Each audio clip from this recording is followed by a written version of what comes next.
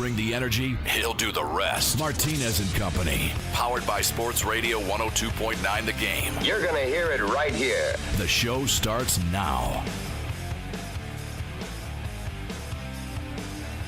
All right. Good morning all. It is Martinez and Company. A little bit of a late start this morning, but nonetheless, we are live here once again on the Coastal Sports Network, brought to you by Broad Street South, the company that started it all. And of course, over on Sports Radio 102.9 FM The Game, you guys can always download the app directly from the website itself. All you have to do is travel over to sr1029thegame.com and download the app directly from the homepage, or you can flash up there the QR code on the screen if you're watching via your computer, laptop, or whichever way. You can flash up there on the screen and you can download the app that way. Now, normally I start off the show with some, good music to get everybody in the mood and fired up, and we should be, not only because it is Friday, but because we continue to live and support life. And I always mention this all the time, is that always be grateful for the moments that you have, because you never know what's going to happen in the world. I've mentioned before too, we are guaranteed the moment and we are definitely guaranteed the past, but we're not guaranteed the future. And for Coach Amir Abdur-Rahim, that you guys will see the coach's picture up there all show long. The show dedicated definitely to Coach, as the season was just days away from starting. An operation procedure that should have just been routine, and unfortunately ended up taking Coach's life yesterday. So in case you guys missed the news, USF men's basketball coach, Coach Rahim, passed away at the age of 43, leaving his wife and 3 children behind, of course, survived by them and his parents, of course, his siblings. He's one of 13 siblings. So you never know what life is going to throw your way. Now, I'm pretty sure, like everyone else, they had hoped that he just went in for his routine surgery and then come out and get the season going, because he came in last year, and I'll play the video here momentarily, when he had talked about bringing that championship feeling to USF. And this year, the hype behind the train, Coach Rahim's train, which it'll continue by all means, but the hype behind the train is it's incredible. And just to think, unfortunately, of a life being cut short, and it should never, ever end up being that way. But one never knows what can happen. And just, again, you have to thank just yourself, your life, for things to be better, for the world to be better. And just always remember to just hug and love the ones that are near and dear to you, because you never know. You just never know what can happen. As I adjust a couple of things here on the fly. But also along with that, of course, it is Friday, which means we will have our Friday football picks for sure, our Friday NFL picks, our regular 5 picks of the week. Duncan Dad and Jay will be joining me here shortly, along with Mike Fuji, I'm quite sure, and Gaspam Guy on the party line, as we do here on Fridays. But again, a little history before I get into some women's USF soccer. A little bit about Coach here, who was born March 18th, 1981. An American basketball coach and player who was the head coach of South Florida men's basketball team, again, who came last year with guns a-blazing and just wanting to turn this program around, and that he did. And now it's crazy to even think that not only does the USF men's basketball team, along with every athletic department at USF and USF within itself and the USF family, that now they have to, unfortunately, lay Coach to rest, but now also the replacement for Coach. The assistant coach, I would imagine, would end up getting the nod. Again, that's probably something that may not be discussed today, even though they have to, because with everything else, they have to make sure to get the season started and make sure to do it the right way. But this is just something that was just completely unexpected. And no one ever says, well, that death was timely expected. No death is. I mean, we've seen it where, people have gone from their house to work and then an accident. Something happens. You just never expect on a regular routine procedure to be able to take away your life. But prior to coaching at USF, he was the head coach at Kennesaw State from 2019 to 2023, leading the Owls to the 2023 conference regular season and tournament titles, and the first ever berth in the NCAA Division men's Division I men's basketball tournament. His playing career was at Joseph Wheeler High School in Marietta, Georgia. After one season at Garden State Community College, Coach Raheem transferred to Southeastern Louisiana, where he was a three-time All-Southern Conference selection, playing for Billy Kennedy. He graduated 7th all-time in career points and 2nd all-time in three-pointers made and steals. As far as his coach career, Coach began coaching in 2006, serving as a graduate assistant at Murray State for 2 seasons under Kennedy before promoted to a full-time assistant.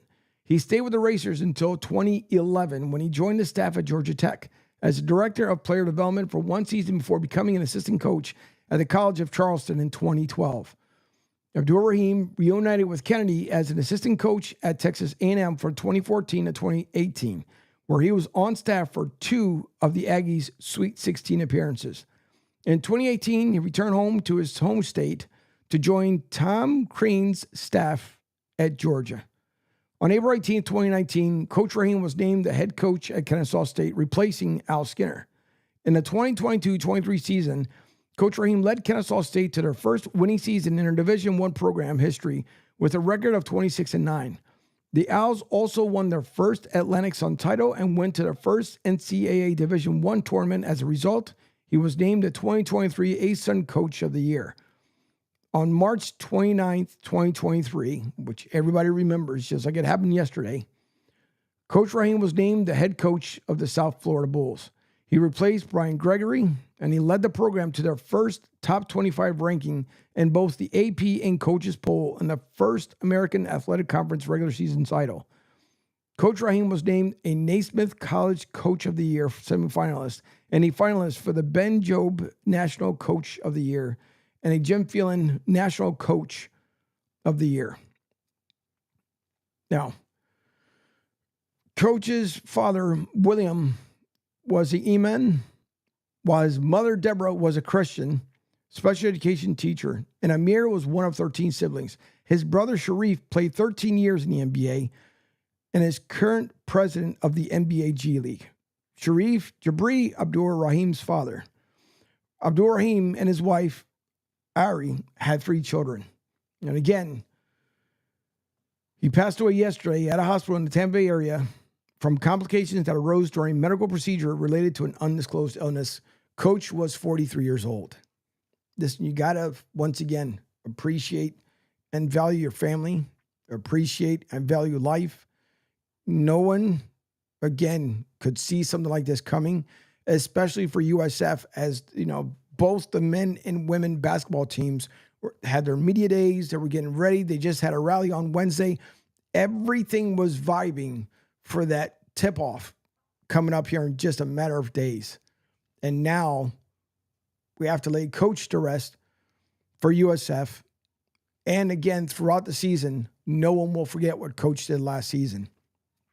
I want to bring up, as long as I have it loaded up here correctly, about Coach and his entrance last year to USF and what he had promised the Bulls. So I'm going to bring up Coach's statement from last year. And here's what he said. And I'm quite sure in some fashion it's going to be played over in the Yingling Center. And Lord knows there'll be something probably played throughout the season with everything that he had done for USF. But here was his introduction last year and what he stated, what he was going to do with the Bulls. Because when that day comes, and it's going to come, I asked MK, you afraid of heights? Because you're going to have to get up on that ladder one day to cut down those nets. Go Bulls. Now, Coach, for a lot of folks that knew him, including the players, which seemed like he was just loved by everyone, always brought, between tears and jeers and everything else, not as much cheers, but obviously a lot of cheers. But from what I have seen from Coach in the past and the players on the team, he was just the consummate professional. Always wanted to see better for everyone. Always wanted to make sure that everyone did their best, that everyone could excel in whatever it is that they wanted to do in life. And again, coach will be missed, and the entire season will be dedicated. I'm quite certain some sort of patch, something will be worn on the USF jerseys, and the Yuengling Center will be completely different without his presence. Penguin AC says, good morning, hermano. Good morning, Penguin AC out there from Arizona. So throughout the entire show, you guys will see Coach Raheem's picture up there, as this broadcast day is dedicated to Coach. For USF, it's just going to be a tough day, a tough week coming up, leading off the tip-off. But nonetheless, we will never forget Coach Raheem.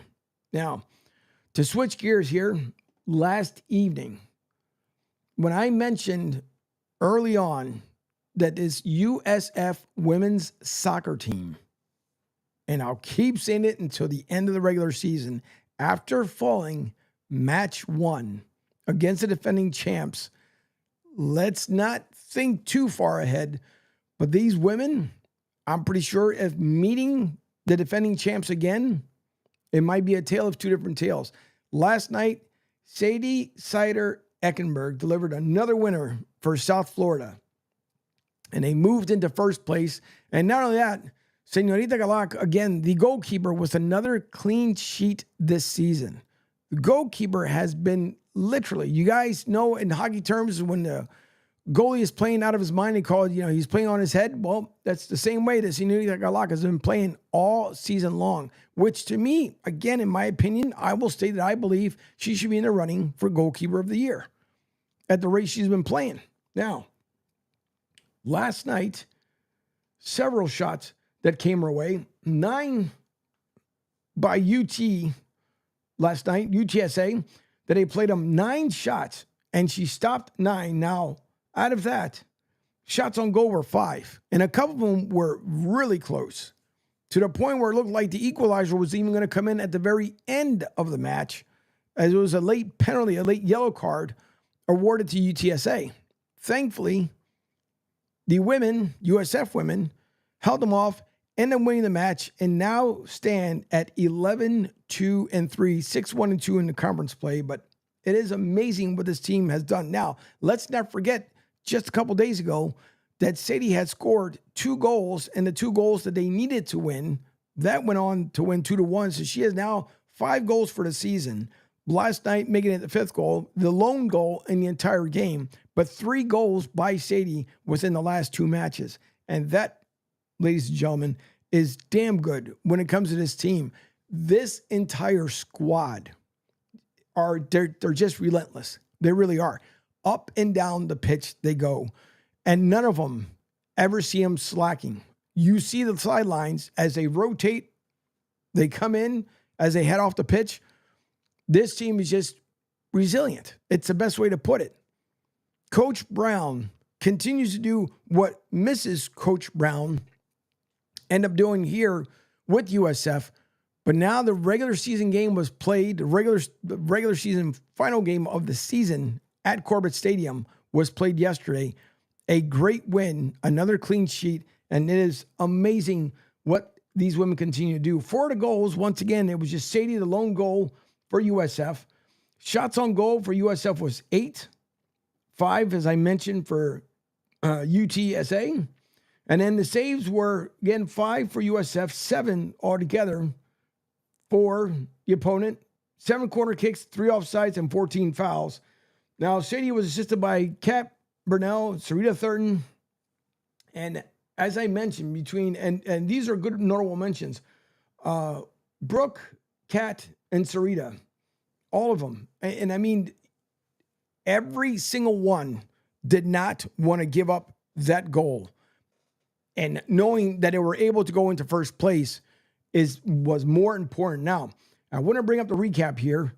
And Chad Smith, always nice enough to put in a recap for everyone. This was yesterday. The University of South Florida women's soccer team won its 5th straight match and closed its regular season home state slate with a 9-2 record at Corbett Stadium. It was a 1-0 victory or 1-0 victory over UTSA on Thursday night. Sadie Sider-Eckenberg played the hero for their 2nd straight contest as the Bulls defeated the Roadrunners 1-0. Now, the next game is at Tulsa That'll be October 27th at 2 p.m., which you can watch on ESPN+. South Florida picked up 3 crucial points as the quest for the AAC regular season title is on the line. The Bulls moved back into first place with 20 points. Memphis and Rice, who are just behind USF, also played on Thursday night. A Memphis win would make a tie for the first between the Bulls and the Tigers. A Rice and Memphis draw would leave South Florida in first place with Memphis in second place at 18 points and Rice in third with 17. USF improved to 11-2-3 overall, 6-1-2 in AAC matches with the win on Thursday, while UTSA fell to 7-7-3 overall and 2-5-2 in conference play. Chris Brown is now tied for the most wins by a head coach in their first season at USF. The Bulls got on board first thanks to great passing. Sarita Thurton sent a beautiful ball into the box. Kept Burnell. Burnell chipped it ahead for a waiting Sider Eckenberg, and Sider Eckenberg rocketed a shot into the back of the net, and that's exactly what it was. South Florida took the 1-0 lead into the break. The South Florida defense came through in the second half, keeping UTSA off the board. Lier Araz-Galak notched 5 saves in the second half as USF took down UTSA 1-0. Now, Araz-Galak improved to 11-2-3 in net for the Bulls and tallied her AAC leading 9th clean sheet with her goal tonight. Sider Eckenberg, who scored the last 3 goals for South Florida and her 5th of the year. Thurton picked up a team leading 6th assist of the season, while Burnell earned her 2nd. Again, Coach Brown, and it's not easy. And he was at times looked like, and I'll say he looked like he was heated, but obviously he, heated for the match. But you can just see the excitement in him and knowing exactly how these women, what they needed to do in order to get those 3 points and get back into first place. But Coach Brown, which I hope to have next week, I know it gets really busy with the team throughout the season. I've had him on earlier on, hoping to have some of the ladies and Coach back come next week. But knowing what's on the line and for Coach Brown to succeed, I mean, he's been with USF, so it's not like he's brand new to the team or to the organization or to these ladies, but brand new as far as being head coach for first season. It is incredible what he's able to do with this team. And I say there's nothing at the moment stopping them. Now, again, I don't want to overhype things because sometimes we do, and then things tend to fall apart. I don't believe so. Not with the way this team is playing right now. And for Galak to have 9 clean sheets in the year, and there's been times where she's had back-to-back ones, that is not easy for a goalkeeper. I don't care on what division, on what level you end up playing. Clean sheets are not easy to come by. But her 9th, an incredible job. And again, I will throw my ring in the hat here saying that she should be at least nominated for goalkeeper of the year. Now, the Bulls have outshot their opponents in 13 of the 16 matches. Next up, as I mentioned, South Florida closes out the regular season on Sunday, October 27th with a road trip to Tulsa, which I'll be watching myself there. On ESPN Plus, their first touch is scheduled for 2 p.m. Eastern Time. It is absolutely insane what this team continues to do, how they've delivered. And I would hope there would have been a nice sellout crowd for the final regular season match, but we'll see when the playoffs come around. How are we seated? What will happen? So I'll keep you informed as well. But, I mean, everyone on this team, hats off to them because they play resilient, and I can't wait to see the next match. Yet alone when it goes into the playoffs. Sometimes you just wish seasons like this would be extended into the springtime, but unfortunately, it doesn't happen that way. But I can't wait to see what this team's going to do. USF is really playing lights out soccer. And I know that might be the correct way to say it, but exactly how I feel it. USF is on a mission, and I believe it. I started feeling it about halfway through the season, and to me, I am thoroughly convinced they are definitely on a mission. But again, you don't want to jinx anything because you hope this team continues to do well and continues to move forward. All right, now, joining me, of course, in a little bit, always on a Friday here, will be B from B's World. Normally, you guys will see him on Monday and Wednesday. He joins me here momentarily, along with Duncan Dad. He should be joining here shortly. Then you have Gas Pump Guy calling in about the Bucks report. Bucks with injuries. Mike Evans and Godwin. And some people I know have been tough on Coach and him is saying, well, should he have kept Godwin in there that long? But you're scoring points. No matter which way you look at it. You may not have a comeback drive if you're too far down, but at the same time, too, you're not going to throw in the towel. So unfortunately, Godwin goes down with just a cruel injury. I don't want to say gruesome, but it was definitely bad when you saw the tackle. And again, just a simple tackle, but his ankle turned the opposite way that you don't want it to turn. So Godwin's out. Evans will be out apparently until after their week 11 bye.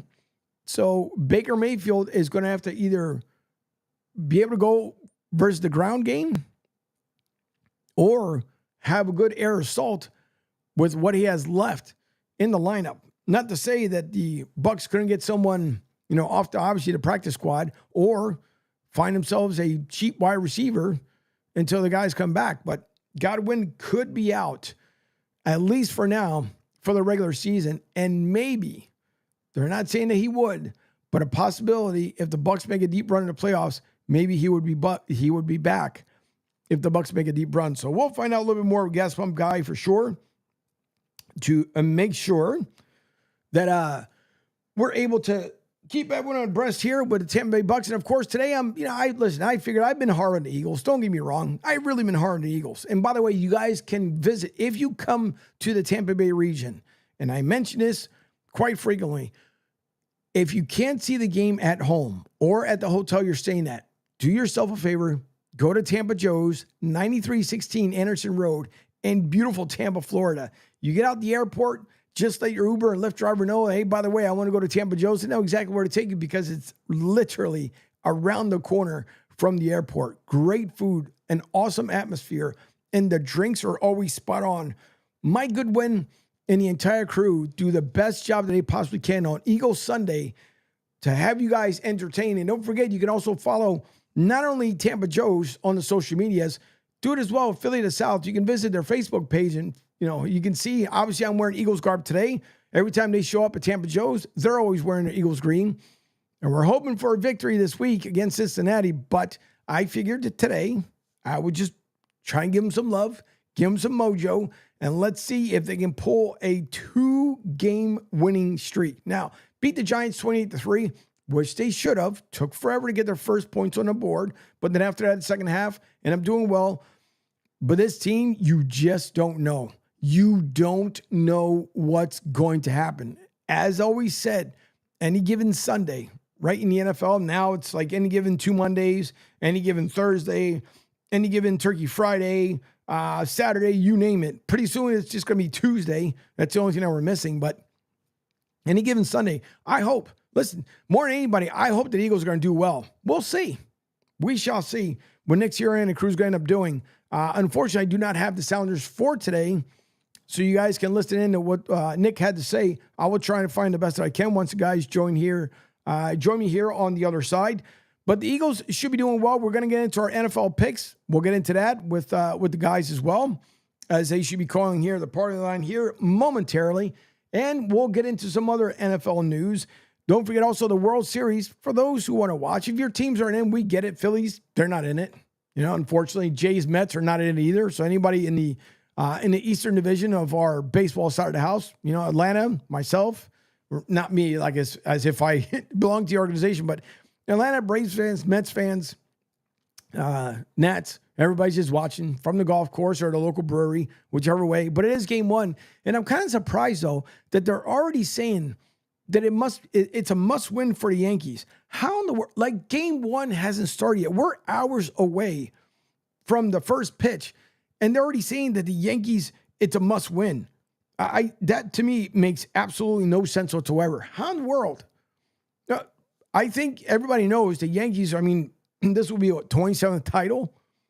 So I just don't get it where it's already a must-win for the Yankees. But anyways, whether you're a Dodgers fan, obviously Phillies fans or not, but if you're out there in California, you guys be safe out there. Whether you're in California, New York, wherever you're watching the game at, just be safe for your surroundings. Make sure you take care of your bartenders. And please do not drive drunk.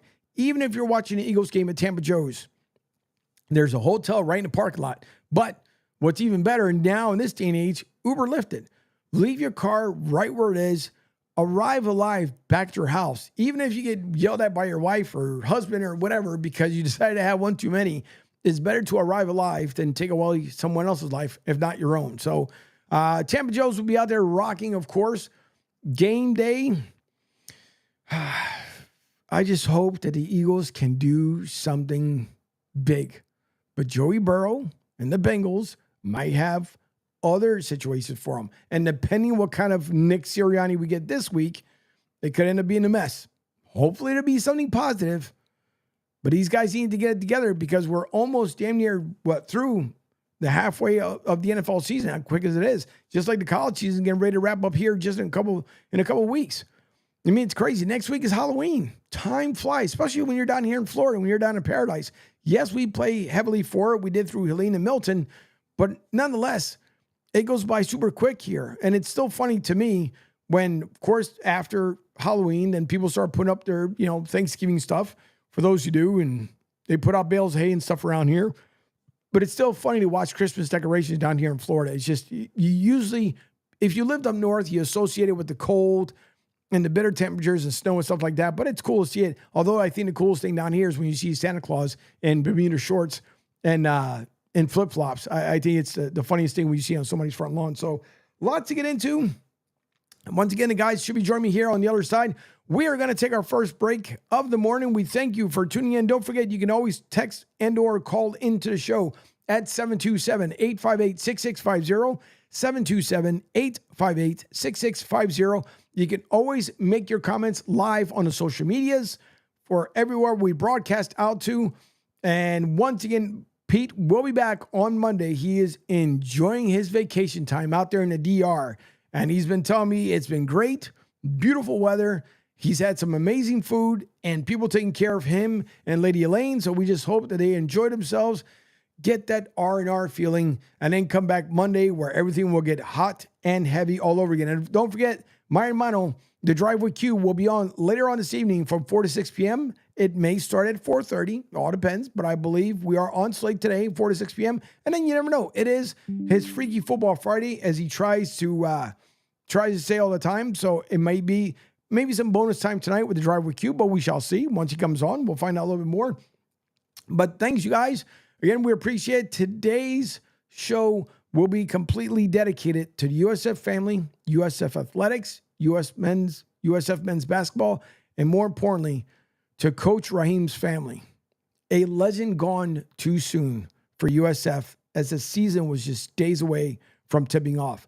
So I'm quite sure the Yuengling Center will be electric at tip-off, because no one will ever forget what Coach Raheem did in just that one season for USF to uplift this team and become the talk of NCAA basketball. So we'll come back. Don't forget, call or text the show, 727-858-6650. We will be back right after these messages. You're listening to Martinez Company here live on Sports Radio 102.9 FM The Game. We'll be right back. Hi, folks. This is Gerard Moynihan of Moynihan Lumber, and I would like you to know that our company has been selling Anderson windows for over 60 years. See the complete line of Anderson windows at any of our 3 locations in North Reading, Beverly, or in Plastown, New Hampshire, or at MoynihanLumber.com.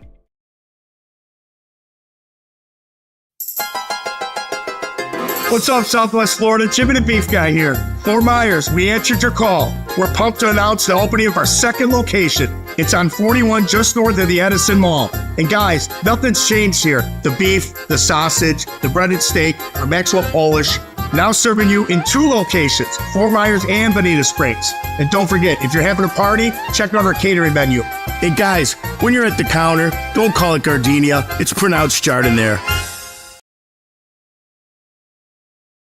Ion Tampa Bay is the latest news, weather, and traffic for Pinellas, Pasco, Ellsboro, Hernando, and surrounding communities. Stay connected on X, Facebook, and their website, iontp.com. Ion Tampa Bay keeps you informed on breaking news as it happens. Southwest Florida's newest game in town. Sports Radio 102.9, the game powered by Ion Tampa Bay. We'll be right back. Adopt US Kids presents What to Expect When You're Expecting. A teenager. Learning the lingo. Today I'm going to help parents translate teen slang. Now, when a teen says something is on fleek, it's exactly like saying, that's rad. It simply means that something is awesome or cool. Another one is totes.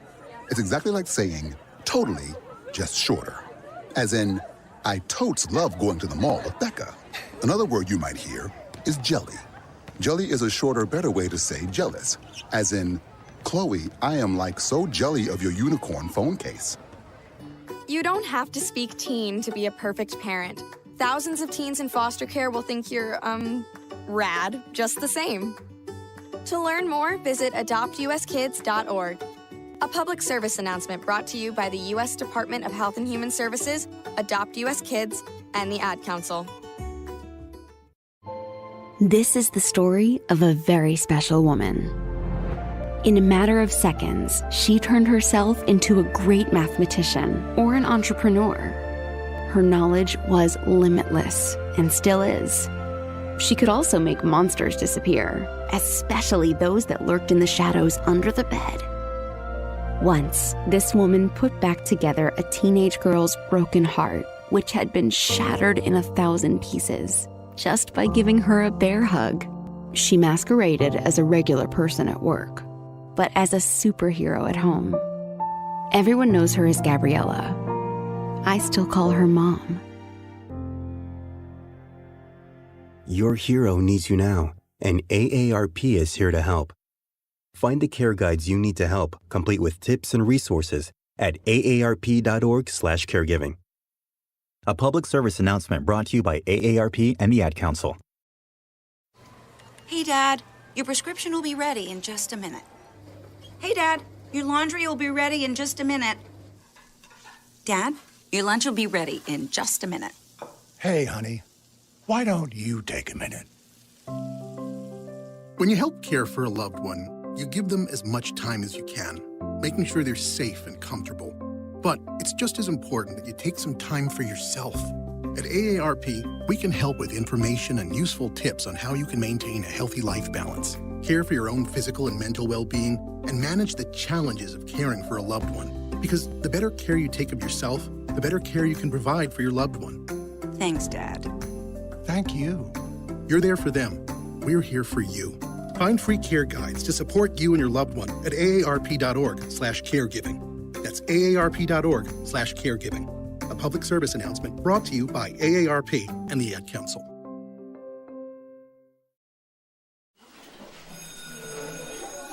All right, class, let's hear what everyone did this weekend. Jill? Well, I raised my older sister to a big oak tree. It was at least 100 years old. My mom said I must have set a record or something.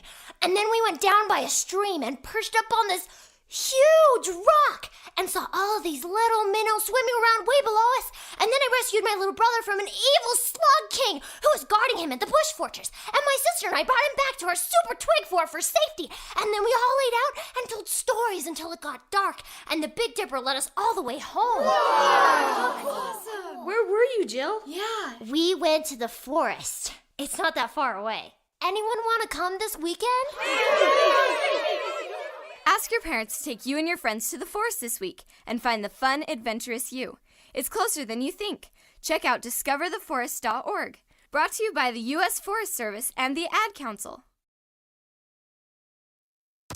Don't just follow us on the socials. Call or text the show 727-858-6650 and let us know what's on your mind. Now back to Martinez and Company.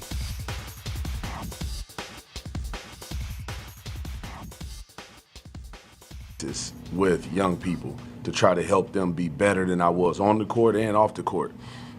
And I've said this from day one, and I'll say it with him sitting right here. He knows how much I love him, but man, this dude right here is the MVP of our team. He is the MVP of our team. It's not even a question about it, because he trusted me when he didn't really have to, right? He could have, bumped up and said, but he said, no, like, you asked me to do this, I'll do whatever you need me to do, Coach. I got you. So to be able to take him out of that game and for him to be able to hear how much these people appreciate him, man, that's what it's about for me, man. You'll make me cry, man. Man, I'm sorry, man. I can't help it, man, because, Man, it's just great to see growth in young people, man. When they start to see themselves as more than just basketball players, when they start to see themselves as men, you know, and I guarantee you, he knows now whether it's basketball or whatever it may be, he knows what to do and how to go be successful, and that's what it's about. I like, honestly, guys, I don't need a piece of net or a ring to tell me I'm a good coach. Not when, like, these guys are, you know, they respond. Like, that tells me. Now, again, that's Coach. As you guys have heard him, the entire broadcast is dedicated to Coach today. And that's just one of the messages that he was just, you know, it resounded throughout the season. But at the very end of it, you hear it. Coach talks about his young men and make sure not only it's just not about basketball, it's more than basketball. Make sure that you are representing yourself in life a lot better. To make sure you are achieving your goals, your dreams, making yourself a better human being. And like a lot of people out there, he didn't care about himself. He did to a certain extent, don't get me wrong, but it was more about Coach. It was making sure that these guys set themselves up for success. So Coach Raheem, once again, passed away last night due to complications during a normal routine procedure. But unfortunately, he passed on. And now we're hoping that his legacy will continue with his family, his kids, his wife especially. And USF will have a tough upcoming week as tip-off week was coming. But now this year, definitely, it's unbearable. So we just hope that his wife, his kids understand that he will always be loved by everyone in the Tampa community and everywhere he's come across. So I'm pretty sure there's going to be tons of stories that should be told about Coach and what he did. And joining me now, as he does on Fridays, it is Beeve from Beeve's World, that you guys can only see his show on Mondays and Wednesday nights at 6 p.m. on the Coastal Sports Network. Of course, Sports Radio 102.9 FM, The Game, brought to you by all of Broad Street South, the original company that started it all. But Beeve, one thing that kind of I mentioned prior to the start, or at least before the break, was that how in the world are they already saying that the Yankees are a must-win for Game 1? That to me just blows my mind. Like, we had the first pitch not even thrown out yet. Well, that's why the Yankees are going to lose, because they have their payroll, and what they have and their pitching situation is they have a coward starting Game 1 in Garrett Cole. So it's just not somebody who can be trusted. My team's destroyed him. He's got the worst numbers ever of his career versus the Mets. The Dodgers are set up, even with all their pitching injuries. The 7-game series, they still have 3 starters they can use, and we've seen these teams use the bullpen games. The Yankees have, they have like 3 really good hitters, elite hitters. Now that Stanton's going, but they're not a very good team, and their pitching staff is going to get destroyed by the Dodgers hitters because they face Punch and Judy AL teams like the Royals and the Indians hit some home runs off them, particularly their late inning guys. So it's going to be interesting to see. I hate both teams, so I'm a good guy to talk to. I mean, I said with you last week, if the Yankees are playing the Taliban, I'd show up with a turban on my head. And obviously the Dodgers just eliminated my team, so they're really high on my party list. If I had a choice, I'd drive their team bus into the La Brea Tar Pits. Just not happy. I won't watch a game or a minute of these games, but that's why the Yankees they have to win. They have to win the games Cole pitches, because they don't. I mean, he's flawed, but he's the best they have. It's kind of what, it's like living a life of a New York Jets fan. He's flawed, but he's the best we have. They've been saying that for about 50 years. So it is what it is. There you go. I just dunked on the Jets. But no, it was interesting. And again, Angel, condolences to you and your friends with that coach. I was at a funeral memorial yesterday for a great guy who's about 20 years older than Coach was, but he died basically the same way. He was getting surgery and he died, complications. Now he's getting heart surgery. We don't know what Coach was getting, but it's a tough situation. But a young guy, and it's crazy. Michigan tried to hire him He was one of the guys they talked to when they ended up taking Coach Dusty May from Florida Atlantic. The coach was somebody I knew. Now, it's funny. I thought he was Muhammad Magdul Abdul-Rauf's brother. And then I really looked at his name and I realized he was Sharif's brother, who I think runs the G League, right? Doesn't he? Yeah, he runs the G League. So just an awful thing. And you know this, Angel, because, you and I run a lot of the same circles of sports. Everybody knows everybody in sports. It's just crazy how they get Pete's the same way. So it's pretty crazy. Just an awful, awful thing. And great dude. And he was building great things there. And you talked about the Tampa community. It's a great environment and place. So just an awful, awful story and news and everything. Just horrible, horrible. Condolences to his family. Yeah, it's insane to think what can happen at a moment's notice. You go in for you go in for routine procedures. You go in for stuff. I mean, and again, I've mentioned even you hit the road to go to work and things happen, but you just never expect. 43 years old. Again, it was probably something just simple and routine, but unfortunately, nothing's ever simple and a routine anymore. It just is what it seems like. But it's just always remember something, Angel. The definition of minor surgery on somebody else. What's up, Penguin? Yeah, it's a shame. It really is a shame. But joining us as well is Mike Fuji, all the way from Philly. I guess he's probably going to join us once again on a Metro PCS phone. We'll find out. Fuji, are you there? Yes, sure. All right. So now, the other day hold on. We've already got the first foul up. What was that, Fuji? Lost him.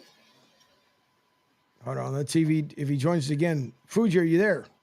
Yeah, can you hear me better now? There you go. See, Jay, if he gets off his Metro PCS line, he's just fine. Now he sounds a lot better. He's calling us on his bat phone that he really doesn't like to tell a lot of people about. Okay, you realize you've seen my phone, right? So don't make fun of phones, okay? Here's you guys don't know this. Here's my famous flip phone. That's what I'm telling you. That's what my uncle had until he passed. He refused. I could get Angel. I could get an NIL deal with these. That's all it takes. Doesn't take much. Doesn't take much at all. But Fuj, first of all, happy Friday there, Paisan. More importantly, and I'm hoping happy Friday to everybody. Yep.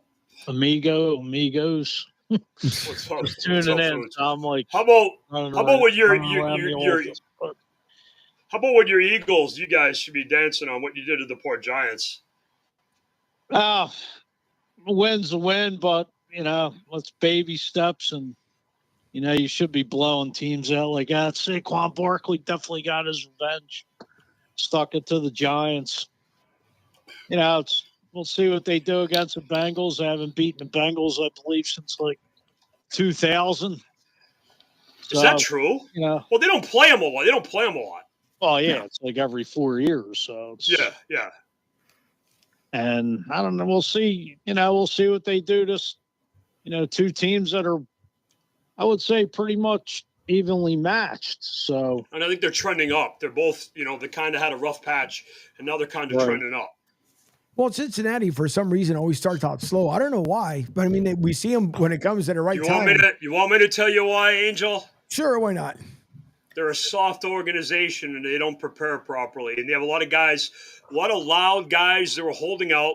Oh, I don't know, like the Dallas Cowboys and 49ers this offseason. How those three teams doing, by the way?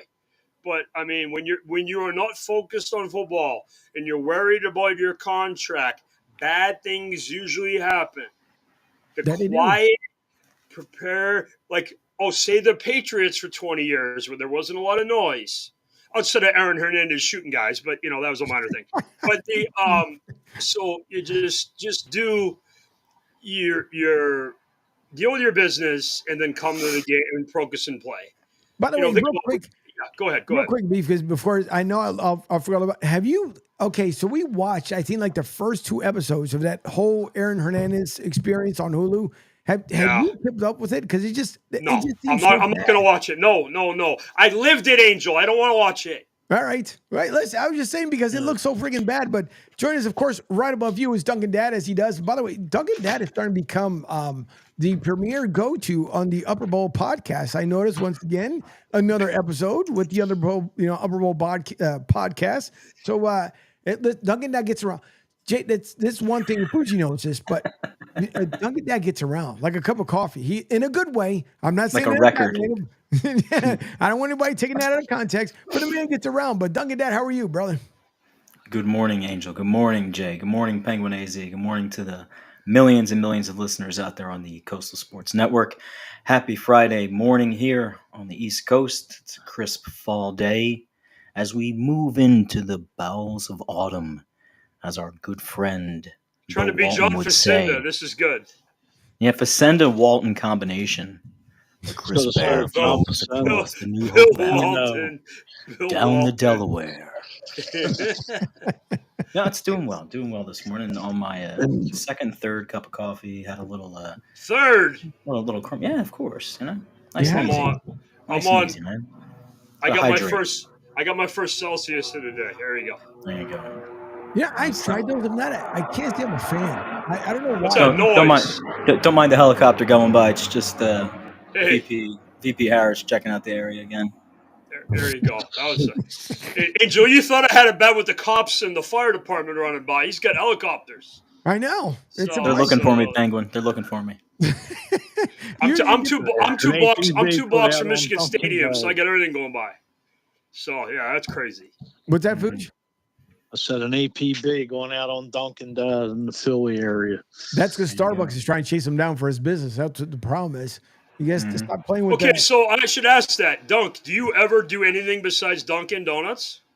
Yeah, absolutely. No, I'm so you go to like Starbucks or whatever. Equal opportunity coffee drinker. I mean, I try to steer away from Starbucks just because. So you're like you're like Ted DiBiase. Everybody has a price, you know. The $1 million man. So the million dollar man. Yeah. There's this great place that got turned on to by the lady called Paris Baguette or whatever. They got some up in North Jersey. There's one down like 19. It's a solo place, not a chain. No, this is a chain thing, but they bake everything. Yeah. Like they bake all like their French little pastries on premise, and everything is like legit, pressed coffee or espresso coffee or whatever. Pretty good. I try to patronize like the little shops though, the mom and pop shops. Sure, of course. Dunk, do you go to Wawa? Oh yeah. Okay. For sure. Good. Yeah, it's coffee. Like I feel like if you're in the right position, sometimes I'll pass a Dunkin' if it's too busy, and vice versa if it's Wawa. Like in the morning time, it's slammed. It's like you're trying to come by, like, man, I really want to get in there. And like they're all good with their coffees. And 9 times out of 10, like I said before, like unless I get a foo drink, which I'm known to do, I like the coffee black. So I like just the flavor of it. Like I like the roast. So if they got a holiday blend, they got a fall blend. Sure. Every now and then they come out with these like crazy little things. I'll try them, and I'm just like, pumpkin and Thanksgiving related stuff. Yeah. Yeah. No, I don't need to drink a gobbler. You know what I'm saying? I don't need to do that. I don't need to do that. Keep the cranberry yourself. You do the mobile app, or do you just go through the line? Depends on. This is my my particular bougie, so right. It depends on the location. Really, really does. Like sometimes you throw it on the app and you've been there like once or twice and you're like, I know they're going to screw this up. So unless I go watch them do this, because the worst thing in the world, and I think anybody can agree to this if you're a coffee drinker, is if you get a cup of coffee and it's just not right, it dominoes so many other things. Yeah. And we Angel and I talk about this all the time when we talk about customer service. Like you're very specific with what you order. That's what you want to get. Now, it doesn't mean the kids don't get busy. Doesn't mean whatever, but they get lazy.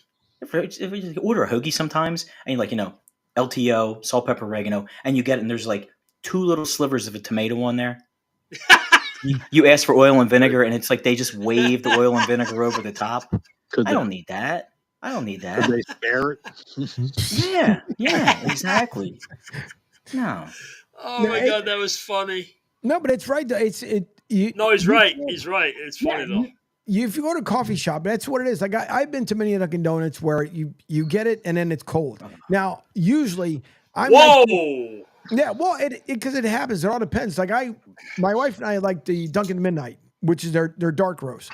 But there's been times where I've stopped in, on the way to work, whatever, and then I grab myself a cup, and then it's cold. But I'm nice enough to, at least go back to them, say, hey, by the way, can you guys, either make a fresh one or maybe heat this up a little bit, because you're paying for hot coffee. Now, if you're going for cold coffee, the irony is, has anyone ever ordered cold coffee and got a hot one? Probably not.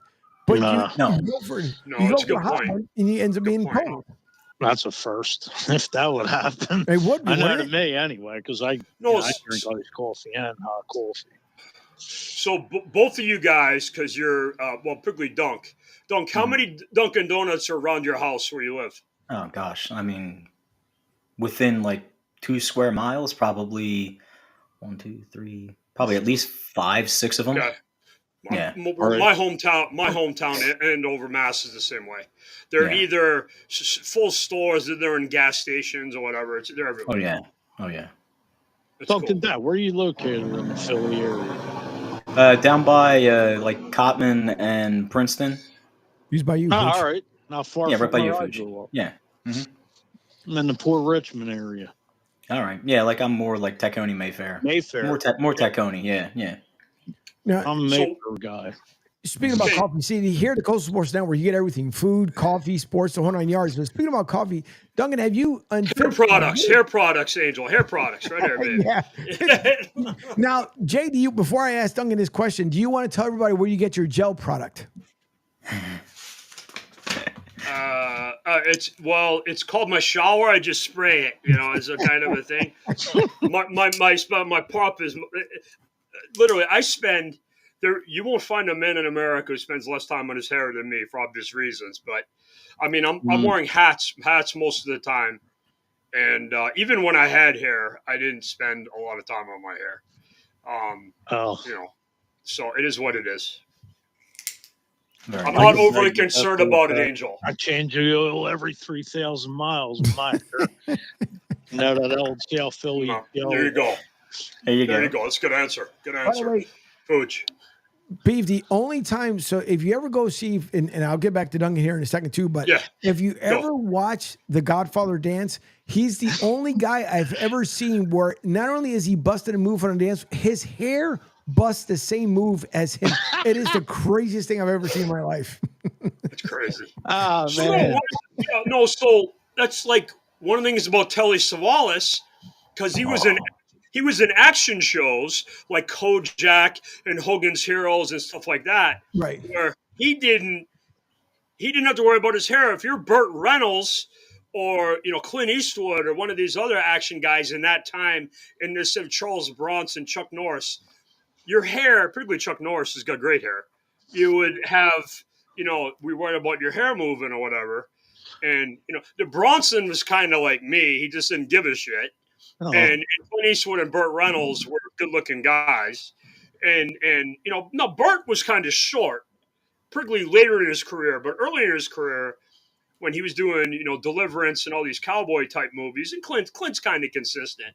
But it was really interesting to see that. But no, that's why I loved Telly Savalas when I was a little kid, and now I know why. What was the best? What's his best line from Kojak? Who loves you, baby? Who loves you, baby? And he takes off the Yeah, lollipop. The lollipop. And the lollipop.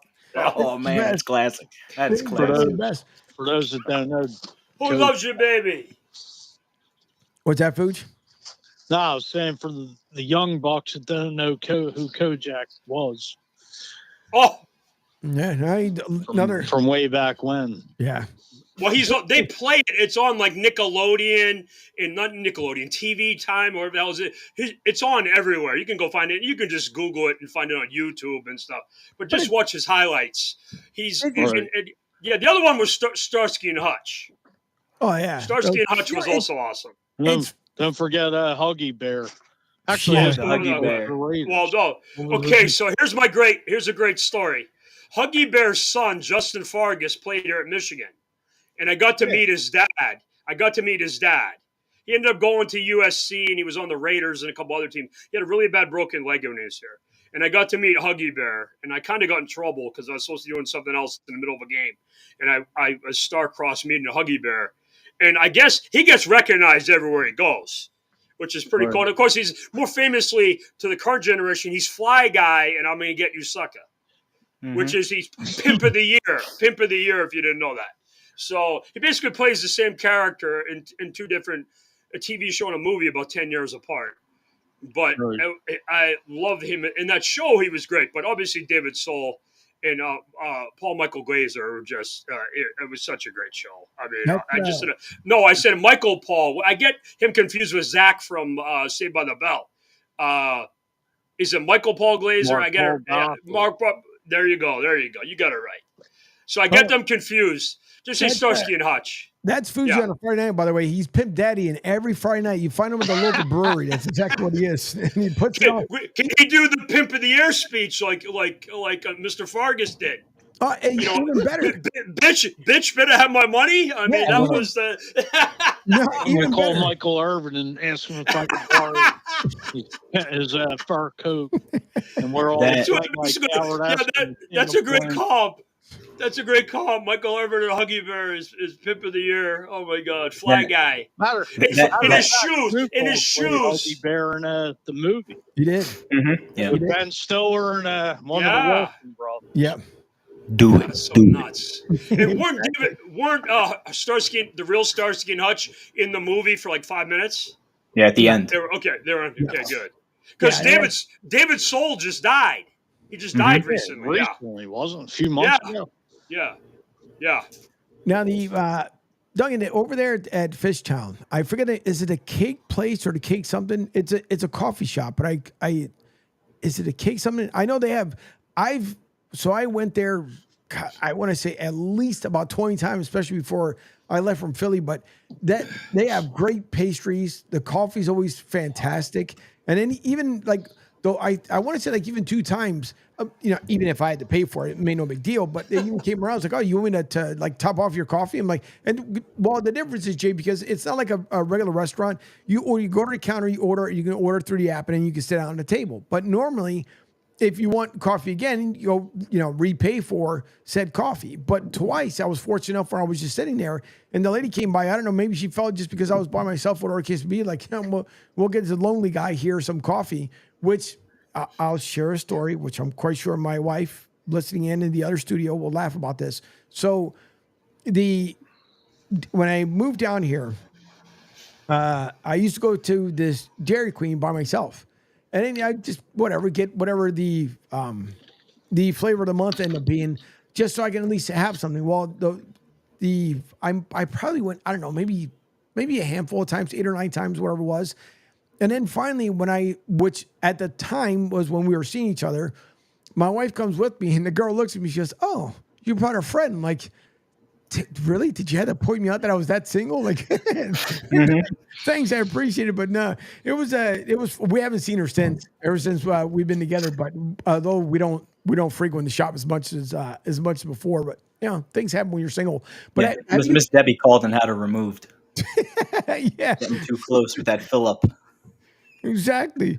No, but now have you been to that place that I was talking about on Fish? I forget the name of the place. Unfortunately, I was actually I was trying to look up the names, but I think. And I'm gonna get killed by Miss L. We went. I'm trying to. We went down this place. It's right on the corner. Yeah. Yep. Yeah, small little spot. Yeah. Right on the corner. And same thing. Went in, go to the counter. Looks very, whatever. It's a coffee thing. Order stuff and crazy kinds of like flavors. Good stuff. Good fresh coffee. Sat down. Had the pastries and everything. And they brought over this. It was like this blueberry paella sort of pie mixture kind of thing. I don't know. It was, or not paella. Gosh, I'm gonna kill my Italian heritage right now. No, not the scones. Okay. Polenta. It was a blueberry polenta pie. Holy cow! Like melts in your mouth. Phenomenal. Coffee was perfect, and a couple bucks, but totally nice. I know exactly what you're talking about. Yeah, but the prices aren't bad though at all for a small coffee shop. Not bad at all. Mm-hmm. What's up, Pooch? Yeah, not bad at all. Is it on Girard Avenue? Excuse me for interrupting. No, it's right on. Hot damn it! What's our? If you come off of it is off of Girard. But if you make the left on, why am I drawing a blank on my street here? Oh my God! To do way before freaking Bustleton, way before Bingo. Damn it. Adams, not Adams. No. It's Nope. full of Adams. It'll come to me. I know it'll come to you when I'm not thinking about it, but it's right. Fuji, there's a pizza shop that's not too far either off of there. And then also it's like you get Gerard, bang a left, and it's right on the corner. Yep. It'll check it out. I know it'll come to us one way or the other, but it's a really good spot. Which led me to something else, and I completely forgot when we were talking about coffee and food about here. No, it was something I know. Craps. I know when I went back to Philly, Fuji and I went down to South Philly to the diner, ended up having a really good breakfast down in South Philly. But yeah, but it was Philly's got some good spots, and there's a lot of coffee shops you can go to. There's one here. Matter of fact, Duncan Dad, when you come back down, you and Lady Levon, there's my lady found one in St. Pete. We had just dropped off at the airport, and we stopped because the place had just opened up. It's right on the water, and when you look at it from the road, you just think like, it's still like a Diamond Double's place. But it's like you go to their palm trees and it looks like a miniature jungle. And then you open up the other side and the water and mangroves, everything is all right there. It's a really nice shop. If she remembers the name, she'll bring it over. But again, so you get food, coffee, drinks, whatever here on the Coastal Sports Network as we are now at the bottom of the hour. This is Martinez, the company. I'm Angel Martinez, CEO here of Sports Radio 102.9 FM The Game, executive producer for Pete Shepard. The Pete Shepard Show, he will be back on Monday from 7 to 10 a.m. Him and his wife are taking a well-deserved R&R out there in the DR. And by the DR, it means South Miami, for those who don't know. Also, my brother, my hermano, Rich Q, with the Drive with Q, will be back from 4 to 6 p.m., maybe a little extended as a Freaky Friday football show, as he likes to do on Friday nights. And other than that, the shows and lineups you guys can always check on sr1029thegame.com. We do appreciate everyone who's tuning in with the social media, especially all we're on the app. Don't forget, you can download the app two different ways. Go to sr1029thegame.com, right there on the homepage, and or the QR code right up on your screen. Scan your phone, download the app. Therefore, you'll never miss a show, just like Duncan Dad does when he goes out for his morning workout. He puts it on the car radio, jumps it in, and then when he goes to his workout, pops it back onto the video. So Fuji takes it to places you guys probably don't want to know where he takes it to, but nonetheless, at least he is listening in. Funny. But it is Football Friday. We got to get to our picks here shortly, but I have not kept up, Duncan Dad, with a lot of the Sirianni stuff, which I'm pretty sure is probably nothing important leading into Sunday's game. So is there anything new? I have something. Sure. I have something, and I'm sure you're going to talk about this. And it's more embarrassment for him was him going to Saquon Barkley at the end of the game when Saquon's on the bench, and he wanted to put Saquon back in the game to get Saquon's career high in rushing. Yeah. And also, the real reason why I wanted to do it was to embarrass the Giants, and Saquon didn't give two bleeps. That's why Saquon is Saquon and Sirianni is Sirianni. Correct. And that was a terrible, terrible look for the head coach. It was. But he doesn't care. Sirianni just doesn't listen. No, but that's why he's going to be fired. He's bad, and he doesn't realize that he's bad. Oh, well, yeah. He's just. It is. By the way, did he not learn? Everybody's killing Coach Bowles for getting Godwin hurt. Right. This is what happens if you put Saquon in the game and he blows out his knee. You're done. So why just to get stats? I mean, the Bucs are trying to win the game, and Godwin got hurt, and Coach Bowles got killed, which was stupid. And you and I talked about that, Angel. Right. But it was. I mean, why would no? In the course of the game, if you get a record, that's great. This isn't baseball where you control the at bats and who's pitching and all that. So just he's a dope. Yes. That's why. Listen, I put on the gear today just a little bit of mojo. Hopefully, a little bit of positive mojo to send out there to the link and everywhere else in between. But we'll see. Is the game at the link or is it Cincinnati? Cincinnati. Okay. Yeah. The jungle. Sure, that's what I want to call it. They also got the upgrade too, I believe, for Cincinnati. For their stadium, there's some sort of. It's nice. It's a nice place. Yeah. Maybe they can get them a practice uniforms. Yeah. Maybe they can get them a practice facility, but they don't have to cross across the street to get to the field. If you haven't seen that video, the Bengals players have to go from their indoor their practice locker rooms and everything, Right. walk across the street with traffic, with cars, like your kids going to school every day to go to a practice field. This team has Joe Burrow, Jamar Chase, Sam Hubbard, T. Higgins, and they're doing this? What a clown show. That's the ownership. Oh, you It's said ready it, to I happen. thought it. Yep. You said it, I thought it, my brother. Duncan, so any new dumb news from Sirianni? No, I think just to echo what Jay was saying, before the game, Dumb every news with Sirianni. That's funny. every organization is made aware of who's mic'd up or whatever. So somewhere in the back of his mind, he knew that I'm going to talk to Saquon or whatever during the course of this game.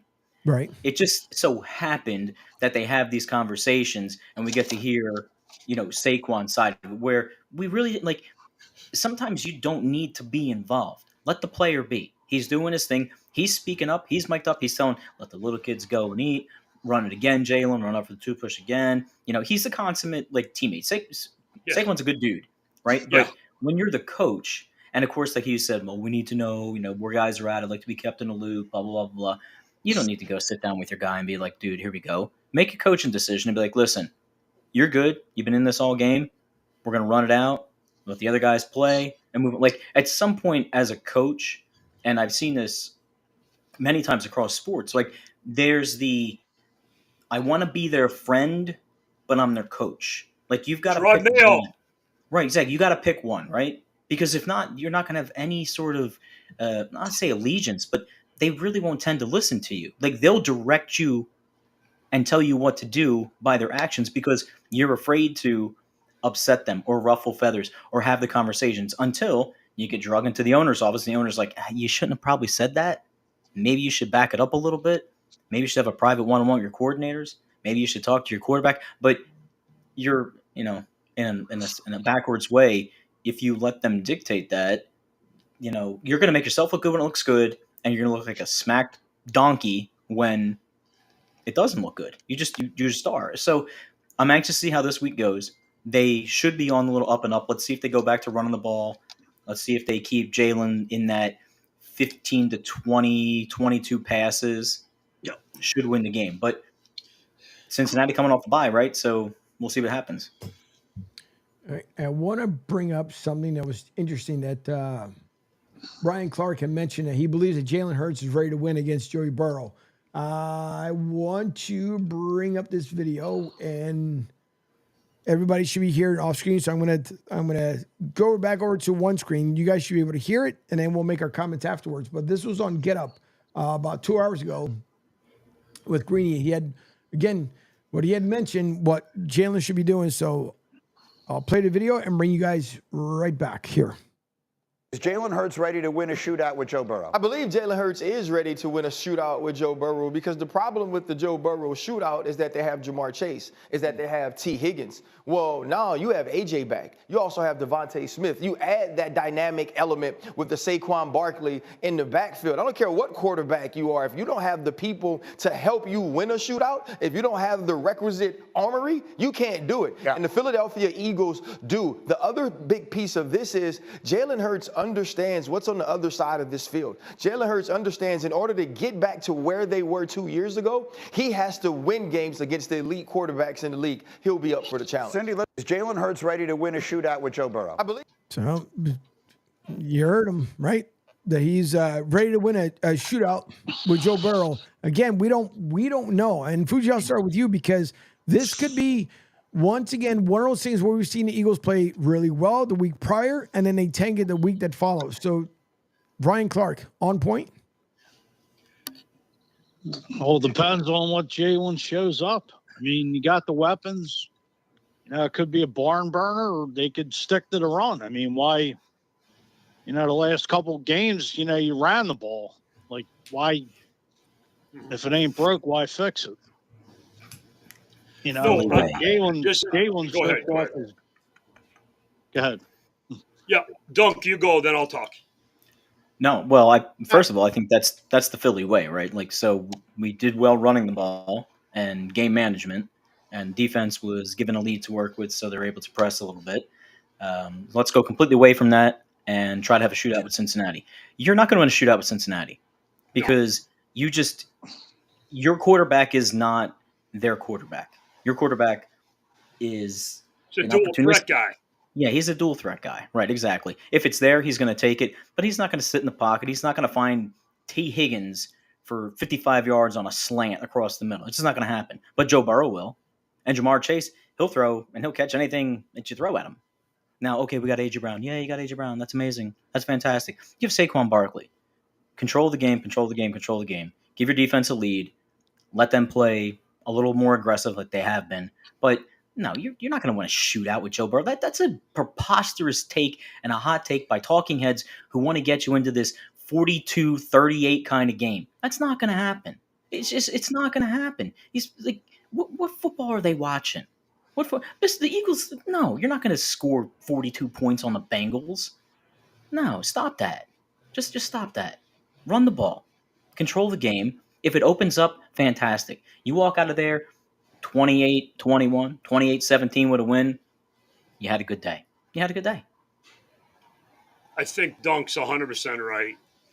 And the problem, again, he just made the point. These idiots on ESPN really don't care about the Eagles or the Bengals. They care about getting clicks and people to talk about what they're saying. How you win football games is if you have to try to dictate the game to be on your terms. And the Eagles' secondary is probably the weakness of their defense. Actually, they're back seven because they got D-line guys. They moved a lot of new guys around at linebacker and defensive back. And some of them are good, including the first-round draft pick. But do you really want that guy chasing Jamar Chase around for 15, 20 plays or T. Higgins? Of course not. So how you shorten the game, this is why you brought in Saquon Barkley. And by the way, this is a big reason why the Ravens were able to go into Tampa Bay and kick their ass because they got King Henry. You shorten the game. Every time you run the ball, it's like a body blow. And it's an investment in the fourth quarter. And what happened in the fourth quarter? The Buccaneers couldn't tackle King Henry. By the way, most normal humans couldn't tackle King Henry. But you have Saquon Barkley. You have the RPO game with Jalen Hurts. Now, the tush-push stuff isn't as good because Kelsey retired, but they're still pretty good at it.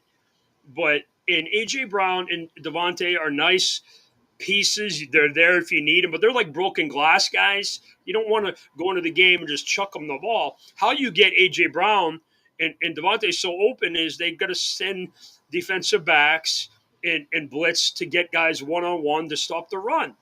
And that's how you put plays. Could Jalen throw the ball? Of course he can. It's almost like this, oh, my God, he's a black quarterback. He's going to prove he can throw. People know Jalen Hurts is good. People know Lamar is good. I mean, it's just like, no. Hey, listen, if you guys win the game 10-7, are you going to be upset? Listen, to me, I could care less one way or the other. That's my point. Yeah. But the whole thing, too, is like what Jalen – what I want is to see if Jalen's going to come back to Jalen form. Not this whole thing. Like I'm the one thing I'm kind of irritated with him is that the whole, you're going to ask me this question. What kind of question is that? It's answer the question. It's that simple. I'm getting really tired of when a media person comes up and asks a question, and now all of a sudden it becomes what you really ask. Yeah, I'm asking you that question. I don't get where all of a sudden we're in this crazy society when it comes to the media broadcasters. Now all of a sudden we gotta do I need to write down my question so you can approve it? No. Answer the damn question. That's why you get paid, right? All this stuff about you, or I forgot what other dummy was out there when he said, well, I'm getting paid a lot more money than you are. How many years you've been doing this? It doesn't matter. A person in the media, if they come up to you, ask a question, answer it. But I'm just getting tired of Jalen with the side answers and the side this, that, and the other. Just stop it. But switching gears from, because I'm getting heated already when it comes to these clowns, because whether they win or lose, I really don't give a shit at this point, because all I want to see is win. Sure, a win. Listen, even if the Eagles do well this season, they are not going deep in the playoffs. I mentioned it prior to the season starting. I'm going to mention it halfway through the season. They're not going to go deep in the playoffs. The same way where I'm hearing, and I don't know who the person is that's putting stuff out there, but you have this one guy keeps saying that he's getting inside information about Gerard Mayo. Okay, the 48 hours have come and gone. According to him, he had a very good insider that said that Gerard Mayo was going to be gone. I don't see Robert Kraft letting go of a head coach halfway through the season. And I could be wrong, Jay, but I've never seen where Robert Kraft and crew have turned around. And this was, let's remind everyone, this was the guy that supposedly handpicked right 2 years ago. Correct. And so now you're going to tell me that all of a sudden, halfway through the season, because everybody knows it's a rebuild, but because you like the product on the field right now, that you're going to let him go? I don't believe it. Okay, so I think he's done a bad job, but he's not going to get fired. Now, I think they'll broom out a lot of the staff. They're already starting to. See, one of the things the Crafts do, they're like JV Jerry Jones. They use the media, and they leak a lot of stuff. You already seen they're talking about the defensive coordinator, which is funny because Gerard's a defensive guy. And they brought in the West Coast offense guy. That's Alex Van Pelt. So, but listen, let me tell you something. The Patriots are going to probably win 3 games, but their season's success, you know why? They found the quarterback. Look at the next 3 drafts. After Shedeur Sanders, who I think is going to be awesome, Angel and I talked about that. He's probably going to go to the Raiders or the Giants. Probably the Raiders. There's no really great quarterbacks coming. I don't like Quinn Ewers. I don't even think he's the best quarterback on his team. I like Cam Ward, but don't love him. There's nobody else that worth really talking about in this draft. So the Patriots got their quarterback. Now they have a lot of money. They should probably trade the first pick to somebody else and load up and get picks like how the Lions did with the Matthew Stafford trade and the who was it that did the trade with the Commanders for? No, the Bears did. The Bears trade they did.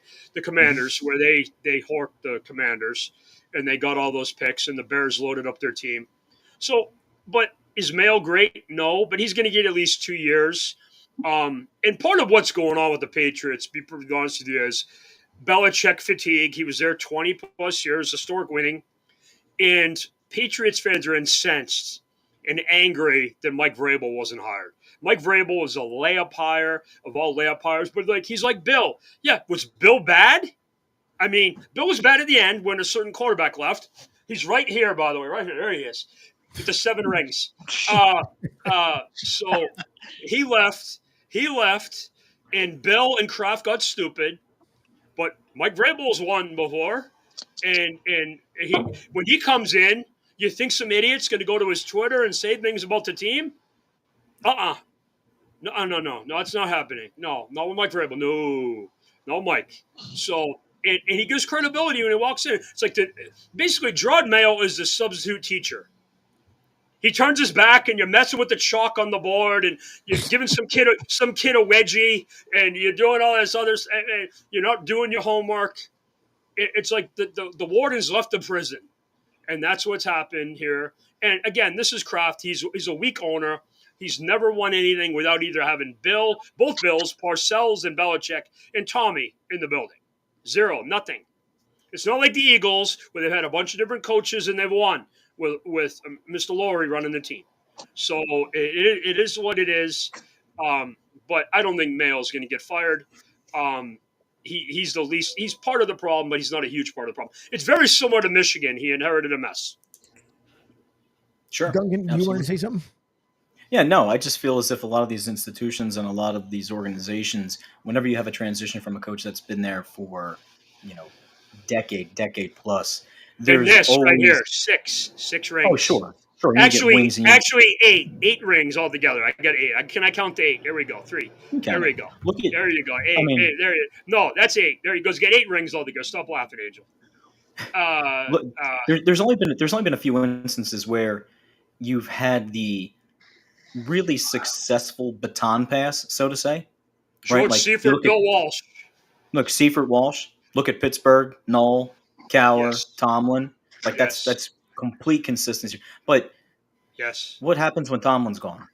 And he's coming up to be done. Right. I mean, he's hanging on with his tenure, but still, anytime you have these rebuilds from an organizational standpoint, coaches down, it's reestablishing a culture, reestablishing the way that we communicate. Nobody really likes to follow the chain of command anymore because we've sort of turned that on its head, where the players have more say, more dictation on what goes on through the organization. There's somebody made a comment the other day about how many trades are being made right now during the NFL season, when before we would wait and wait and wait until this trade deadline. Nowadays, these guys get on social media. I don't like it here. I'm holding out. I want to go play with this guy. I want to do this. I want to do that. And long gone are the ways of there being any sort of quote unquote collusion or tampering. That stuff is you can't track that stuff anymore. But that all goes to the argument of like when they retool these organizations, when they bring in quote unquote their guy, so many times, and Jay hit on this earlier, that we listen to these talking heads about, oh, this is the guy, he's so great, that he's coming up, he's the one, he's best, blah, blah, blah, blah, blah. And 80% of the time, these guys don't hit. People wanted Gus Johnson to be a head coach. I mean, like, he's running around, but like, are you really getting stuff out of Gus Johnson? Get on the Gus bus. We're going to bring him in here after we have Peterson, blah, blah, blah, blah. Like, would he have been a better hire for this organization? Look at the Jets. The Jets went out and they took Saleh from the 49ers expecting, hey, here comes the guy. Great organization. We're going to plug him in and play. We got a good defense here. How'd that work out for you? Well, they brought in Charles Manson to be their quarterback, so that's part of the problem. So, all right, well, with that all being said, let's go ahead, Fuge. No, I was going to say, just like Jay and Dunk said, I mean, you look at, just look at the Eagles. It was like the third coach since Andy Reid, and Andy left. The Ravens are another one, by the way, the Ravens. What, with Harbaugh? Well, Harbaugh and Billick in the last, 25 years, yeah. Uh-oh, Duncan Dad has to go get a refill. He's gone. Yeah, he'll be back. Okay. He'll be back. Running to the drive-thru. Get me a caramel, an apple fritter. Yeah, food. More you say? Caramel macchiato. Caramel macchiato. Getting back to, look at, Chip Kelly, Doug Peterson, and now Nick Sirianni, and it's 11, 12 years later, and Lurie's still trying to find that diamond in the rough coach, which these other guys, you're lucky.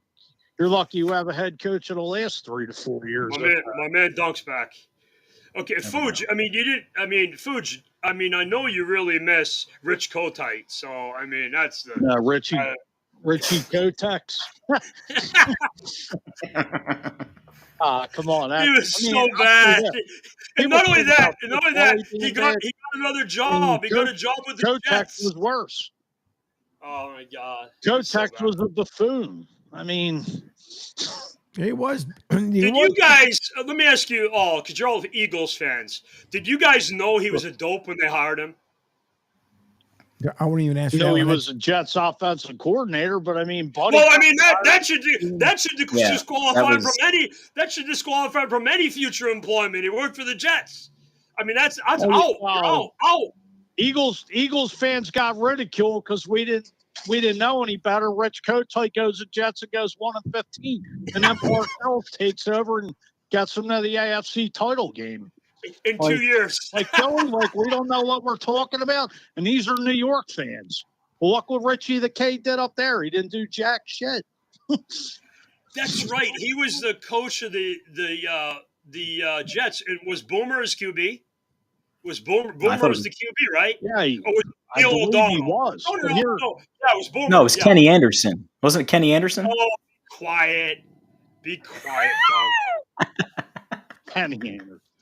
Turk Schottner. Here's the thing. Kotite in 1994, the Eagles were 7-2. Midway through the season, they dropped the last 7-8 games, and Kotite wanted an extension at a mid-season. After they basically went 7-9 and didn't make the playoffs. That's how much of a buffoon Richie Kotite was. Was that when did they lose Reggie White? Was it 94? Before 94? 92. Okay, so he had been gone for a while. Jerome Brown died. So who was on the 94 Rome died in Eagles? 92, and then Reggie walked right after that season. Yep. Okay, so That's who when was the whole on the free 94? agency thing with the NFL opened up when Okay, Reggie yes. started, In the whole lawsuit thing against the NFL from the players union. So it was the Rod Woodson, Reggie White lawsuit that got the free agency. So the Eagles probably lost. They had Clyde Simmons. They had Seth Joyner, Eric Allen, Wes Hopkins, Andre Waters. They had a lot of dudes on defense.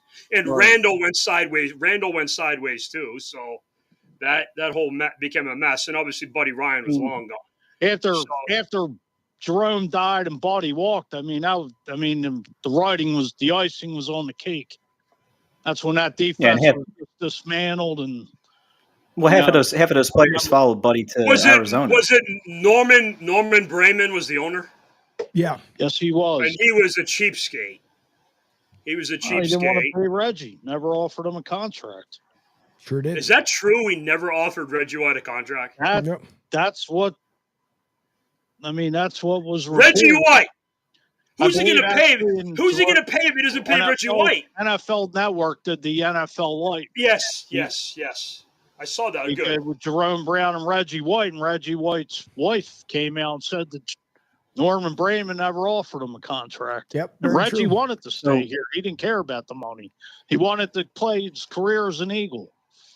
And he got shanghaied by that cheapskate bastard. Yeah, and just to put a bow on all of this and kick back to Angel, it goes to the ownership, right? So Laurie bought the team in 90. Yeah, Laurie bought the team in 94, and then the culture changes. So, all right. How long did it took him a year to fire Kotite? Well, he stayed with Kotite for the full season, then he came. And he brought Ray Rhodes in 95. Yeah. And Ray Rhodes was good initially. Yeah, and then I think Jim Johnson made Ray Rhodes really good. When they went 2-14, 3-13 rather. And then they get McNabb, and they got good again. They brought in that Andy Reid guy. Well, they brought Andy in, and Andy drafted Donovan McNabb, which he, definitely the best quarterback out of that draft class. 5. Yeah, was that the Tim Couch draft? Tim Couch draft? Yeah. Sit on the couch. Dave McNown, Achilles heel Smith, Culpepper. Achilles heel Smith. Oh my God, that's good. Can I ask the panel real quick one question before we get into Angels combo? They just released the guys who made the cut for the Hall of Fame class, the semifinalists, the 50 of them, right? Yeah. The name that jumped off the paper to me. Yeah. They had the 2 quarterbacks that advanced were Eli Manning, which I love Eli, he's going to get in. But the other guy was Steve McNair. Explain that to me. You want me, from my perspective, explain that? Yeah, explain that. Okay. When Tom first became the quarterback of the Patriots, that was the one quarterback who scared the bleep out of me because he was unbelievable. Sure. And he carried that team, he and Eddie George. Remember that great Rams Super Bowl they lost, the Kurt Warner team, and Dick Vermeil. Yep. But he was awesome. He's one of those guys, if you watch the games, you realize how good he is, than the statistics. Eli, you had to bring him up. Every time I hear his name, I want to jump out my window. Eli, you and me both. Eli was an average regular season guy. He's the exact opposite of his brother. He was a great postseason quarterback, and he was an average regular season guy. But he has the historic moments. He beat the greatest team ever in the Super Bowl, regardless of how I think about it and how it happened and everything. But then he did it again 4 years later, and it is what it is. I've said this to Angel. If it was up to me, there'd be about 10 quarterbacks in the Hall of Fame. I'm very tough on Hall of Fame. I'd have Dan Marino, John Elway, Tommy, Joe Montana, Johnny Unitas, like Norm Van Brocklin and some old guys, Sammy Baugh. None of these stat compiler guys. If you think Phillip Rivers belongs in the Hall of Fame, you need to be thrown in the river. I just don't. There's certain guys. I love guys like Boomer Esiason and Phil Simms, but they're not in the Hall of Fame. I don't think Peyton should be in the Hall of Fame. So that's just me. No, I don't.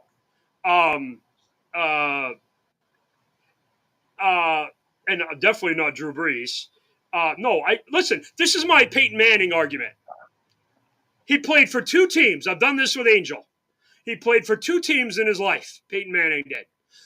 Franchises, excuse me. He played for the Colts and the Denver Broncos. He's not the best quarterback for either team. It's John Elway and Johnny Unitas. Tom's played for 2 teams. The Bucs and the Patriots, unfortunately. Best quarterback on either team. End of story. And if I don't want to hear about stats. Carmelo Anthony and Russell Westbrook have a bunch of stats. I don't want them anywhere near my team in basketball. None. Out. Bye. Bye-bye. Gonzo. No mas. I don't want those type of guys. And Montana played for the Niners and the Chiefs. Yeah. Excuse me? I said Montana played for the Niners and the Chiefs. They played for the 49ers. I mean, the Chiefs for about 2 years. And they had this guy named Pat Mahomes, who's probably, if he got hit by lightning tonight, is one of the 5 greatest quarterbacks of all time. And Joe Montana is the greatest quarterback in the history of 49ers. And I love Steve Young. And I'd have Steve Young in the Hall of Fame too, by the way. But because he had great stats and he won. His problem was the Troy Aikman, Jimmy Johnson Cowboys team, which have about 10 Hall of Famers on it when he was playing. And he was in a transition from the Seifert to Bill Walsh teams. Right. Well, with that argument. By the way, all 3 of you guys are Eagles fans. I love Randall Cunningham. He's not in the Hall. He shouldn't be in the Hall of Fame. And I love that. And McNabb is good, but no way. No. Please. Hell no. Well, before we get a bunch of people tuning out because they fear that we've been already eagled out at this point. But the other argument would end up being another video I'm going to play here because someone was just cleared the NFL concussion protocol, which to me, I think which I think it's insane. But here's Ryan Clark, his thoughts upon Tua. This was like earlier in the week before obviously he was cleared, but his thoughts that, and I don't know, that Tua needs to make, I guess, his own decision. But anyway, here's Ryan Clark on the panel with the Monday Night Countdown. Yeah, so I talked to someone in Miami, and they said that Tua Tagovailoa underwent extensive testing, both emotionally, physically, obviously every scan you could possibly do to say that he was fit to return to the football field. And not one doctor, not one medical professional told him he should consider retiring. Not one person said that is what Tua Tagovailoa should do going forward. And also part of it was they could not promise that it was 1 hit, 2 hits, 3 hits. There's no information going forward that they could predict what would happen to Tua Tagovailoa, whether it would affect him going forward or not. But I want to say it again. Not one medical professional told Tua Tagovailoa to consider retiring. Now, call me crazy because, again, you have Tua who said he would basically play until, he would play until his death, literally. His words, not ours. That's what he felt. But to me, this is once again, now the NFL cleared him. He's going to play on Sunday. I'm pretty sure Mike Austin McDaniels here will come up with some statement, which he puts in his sleep whenever he decides he want to go out there and take the podium. But to me, you are still, even though Ryan Clark said it, I'm not, and Duncan, you and I keep saying this over and over again. I am not the doctor that is signing off on him saying, you know what, you are cleared. Independent, whatever. You are cleared to play in the NFL game because 1 hit, and that last one, again, by DeMar, wasn't that big. 1 hit, he'll be out. Duncan, your thoughts? That is absolutely, positively, without showing me the papers, a non-factual, hot take, hearsay comment. There is nobody in their right mind as a doctor. I don't care who you are, because if you got them, I need the list of them. Because I'm going to put them and hand them out to people and take a little money on the side, because there is no medical professional in the world that will look at him and say, you're good. You don't got to retire. You're 100% fine. I'm going to clear you. Nobody does that. And if they do, show me their names, put them on paper, and put them. ESPN, you get all these. He saw these guys, get their names and put them up. These are the doctors. Because guess what? When he goes out there and he does a little bootleg, or his pressure gets all kind of crazy, and he's trying to make some candy ass throw to Tyreek down the sideline to make it all cool, and he gets pushed out of bounds and he whacks his head and then he lays there motionless. God forbid. These 8 people that you say, Ryan, I need all those names. I need all those names because the NFL, they're not going to play that. No way. There is no way. There was people in the Players Association saying off the record, hey, we've tried to talk to the guy, but he's going to make his decision. And then they can't tell him what to do. But at some point, right, like greater good life stuff has to supersede. And if not, I'm telling you, there better be an ironclad legal document signed by that young man saying, if I go down this road, it's not on you. Yep. It's not, because right now you just gave me 8 people that I'm going to go sue. That's exactly it. Because I'm not the doctor. I'm sorry. They can say whatever they want to, and I know the NFL is going to make Show me their names. Like every other list that we've been asking for the last 15 years. Show me their names. Right. Show me their names. The same way they're gonna keep throwing money to apparently one doctor, because it cracks me up when they say it, and my wife likes to bring this up all the time too, where she'll say, "Oh, independent doctor." Everybody knows you're getting paid by the NFL. If the NFL says, "I will give you $1.2 million," well, where's the paper? Let me sign. Where do I sign? To me, it doesn't mean there is no amount of money worth to me in my lifetime to turn around and say, I'm going to clear this young man, and we hope and pray that nothing's going to happen to him. You are absolutely out of your mind. Fuji, your thoughts before Beef? Oh, I think it's just absolutely ludicrous. And my thing is, if the Miami Dolphins let Tua go out there Sunday and play, this is a desperation move on their part, and shame on them, because they're putting this man's health on the line. And I just hope, God forbid, I pray for that man and his family, that nothing happens to him. God forbid. I mean, it's a disgrace.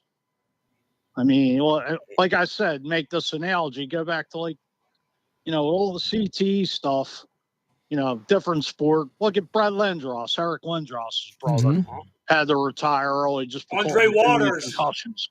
And the same thing with Eric Lindros. Yep. Your Eagles guys, Andre Waters. And I mean, you got a family, and I'm sure the man. That's a great comparison, hell, money wise, but still, we're talking about a human being here. Yeah, just a great comp by Fuji, Eric Lindros. Great comp. Yep. Beef, your thoughts? Everything Dunk said, awesome. But this is reverse of what happened with Reggie Lewis. If you don't know who Reggie Lewis is, Reggie Lewis was the future of the Celtics. Not that but he had like 8 doctors. He had a heart condition, and he wanted to play, and like 8 doctors said no. He got 1 to say yes. He was shooting with summer during at a gym with some girls, and he dropped dead. And it's reverse. Hank Gathers was another one. Yeah. So before that, like 4 years before that, he didn't. He was told not to play. He wanted to play, and it was 50-50, and he dropped dead on an ESPN game in the middle of the night. So, but no, the NFL. I don't want to hear anything about player safety. They're wheeling guys out to play on Thursday night, and one of my guys just said, Dunk and Food just said this. Desperation ploy by the Dolphins trying to save their season, and really embarrassing. Go ahead, Dunk. Talk. No, you're absolutely right. If I hear one thing from the NFL about player safety and CTE, and they try to pass it off on the fact that he made his own decision, the doctors cleared him, you have to be a responsible organization at some point, right? Because the opposite side of it is. It's literally life and death, and not necessarily like, God forbid, he doesn't pass away, but like he will be just challenged in his thought process, in the CTE injury going forward with his life. Like, we know this happens. You just did an entire study on it. You ran through the Junior Seaus and the Suicides. You ran through Andre Waters. Andre Waters. Like you ran through this stuff. You just made a big bleepity bleep deal out of it, and now you're saying, well, he's good for ratings and he makes their offense better. And I know he's been backed up and banged around 5 times, and but he got his clearance. It's okay. Let him get out there. Listen, now I think as fans, because we're on board with this, like you have the tools for this guy to be better protected. I'm not going to wear a Guardian helmet. You, of all people, are not going to wear a Guardian helmet. So you're going to go back into the car, race down the street, and you're not going to put the seatbelt on. You're not going to wear the 5-point harness. Listen, it was on Dan Patrick's show. It was on McAfee. Like, this story does not end well. No. It doesn't. This story doesn't end well. And we're all going to watch it, and it's all going to be there in front of us. It's going to be retweeted. And guess what? He'll probably come out. He'll probably play this next game completely clean. He'll throw for 325, 3 touchdowns. The Dolphins will blow the doors off. It's going to be that second or third game. Add this. I mean, look at the movie that Will Smith did about, I want to say it in the last 10 years, of the doctor, the neurologist. I forgot the gentleman's name, but, it was a true story that the NFL didn't want to come out about. All these, CT going back to the 70s and, stuff like that. Like, that was like a black eye on the NFL itself. And really, you want to add insult to injury with putting 2 out there? I mean, you would think they would learn, but it's all about money. That's the bottom line with the NFL. The minute that he goes down, and everybody starts to huddle around him, and they try to make it a Hamlin sort of thing, it's gonna leave such a bad taste in people's mouths. I don't see how you willingly let one of your quote unquote employees return to work just because you've got 8 people, 7 people, all the doctors have signed off and told him not to retire, not to take, he can keep going. But like, if that's the case, then I don't know. Again, I'll say, show us the names, put the names out, put them all over the internet, because this doesn't end well. It just does. And guess what? I hope he's safe for his family, his health, his future. I hope he is wonderful. Not wishing any bad ill on Tua Tagovailoa. But they play a violent game to where something as simple as a non-contact injury ruins a guy's career, ruins the season. Yep. That's gonna be it for him. So listen. There's gonna be, God forbid, Tua goes down this weekend.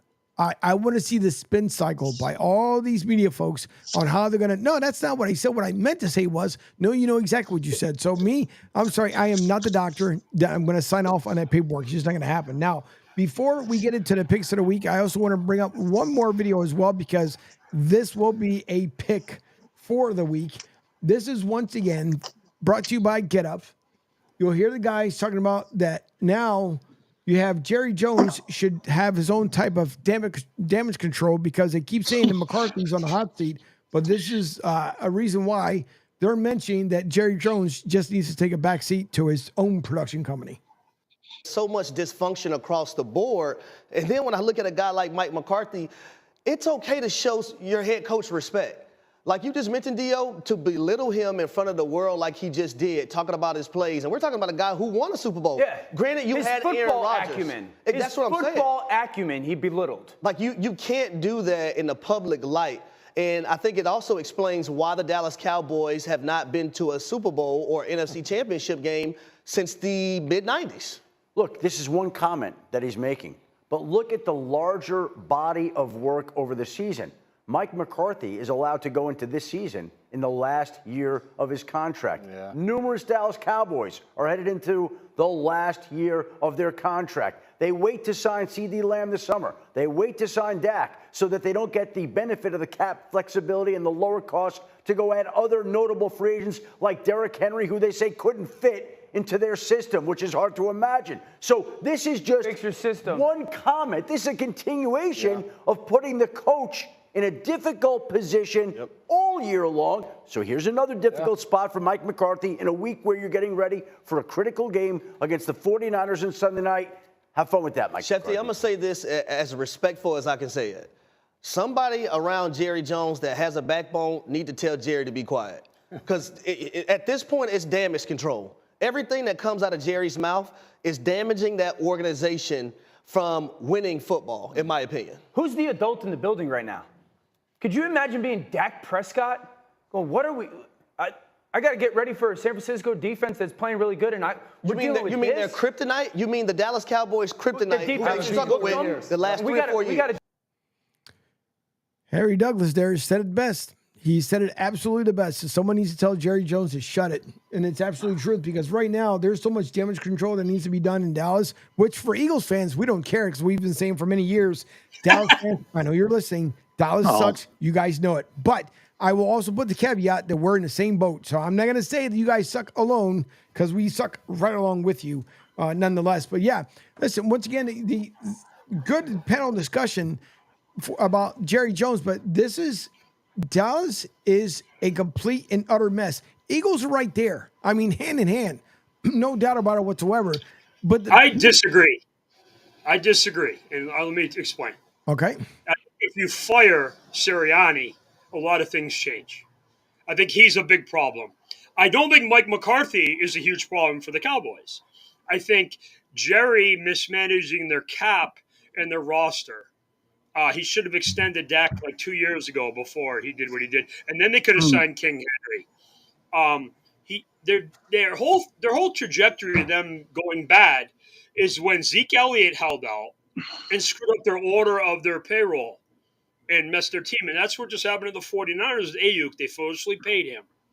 But I think the Eagles are in a much better position heading forward with their team. It's just the coach is such a doofus. No, right, but the owner is the doofus in Dallas. Right, but that's the thing. I'm not talking about as far as Mike McCarthy. I'm talking about Jerry Jones, not Mike McCarthy. But I'm saying I think who you can't fire the owner. That's the problem. Right.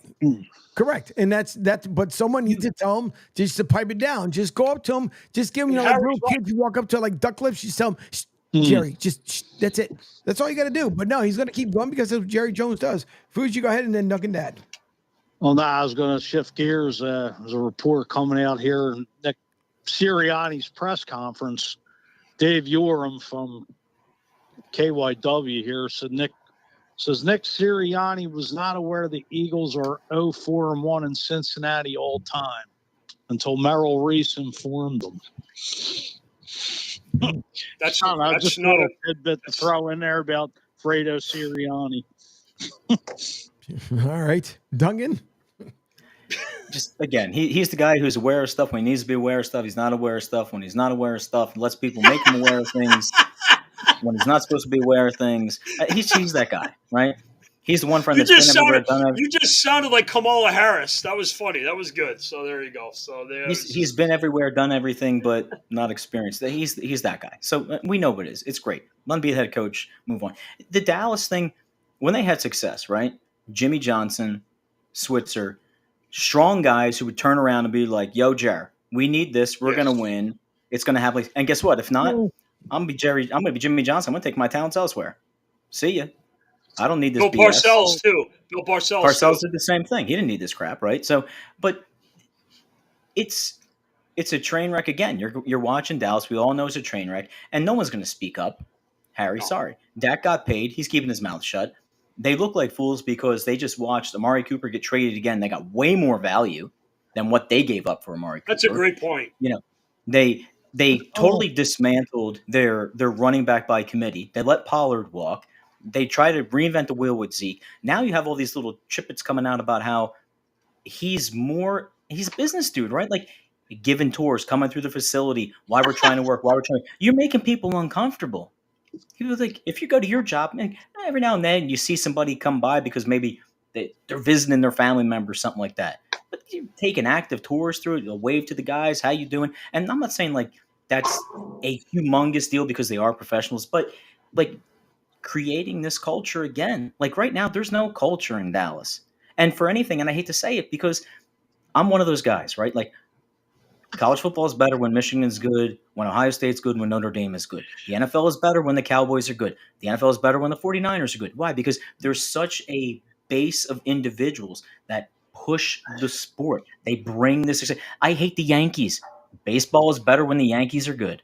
They just are. And it just is. The same way with the West Coast. When the Dodgers are playing well, baseball is better. Is Fuji getting hit by a gong? No. I don't know what he's trying to find the vice president candidate Waltz down there in Philly.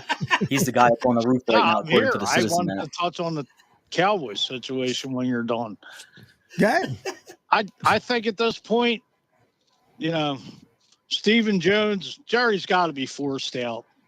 It's like, Dad, it's time to retire. Like, you, as you were saying, Switzer, just inherited the team from Jimmy Johnson. If you remember, Troy Aikman, I don't think was really on the same page with Switzer because of football life. He talked about, Switzer was like cutting these practices short when he was like first head coach. Like, do you know their history, Fuji? Do you know their history, Aikman and Switzer? Oh yeah, Oklahoma. Yeah, and Switzer got him to go to Oklahoma. They were going to run an I formation pro style attack, and then Aikman broke his leg, and they went back to option. All right. Okay. Against Miami, he broke his leg, I believe. All right. Miami and Jimmy Johnson, he broke his leg. We got about 7 minutes left here. We've got to get into our NFL picks. It is Picks Friday.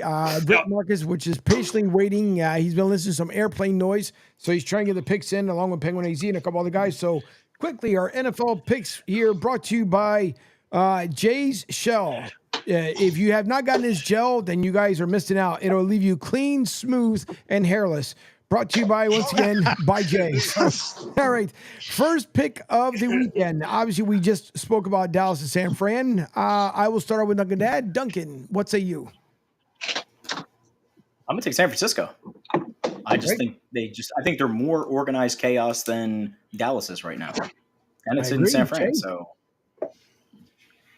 In honor of my business partner, Kathy, Beeves rolled for the Niners. All right. Fuge?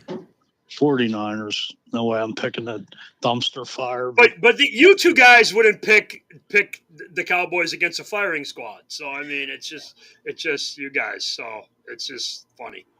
Penguin Z says he is going to go with the Niners. San Fran in the chat. Yep. And then I believe Rick might be the only one going with the Cowboys because he put Cowboys on question mark. So I'm going to.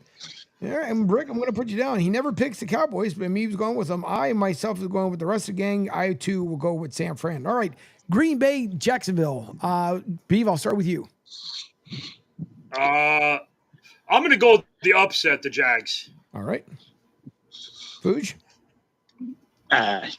Green Bay. I mean, coming off a big win against Houston at home. Jacksonville, who knows? Dougie P still on borrowed time. Definitely going with Green Bay. All right. Also, Rick is going with Green Bay. Duncan Dad, what say you? Go Pack, go.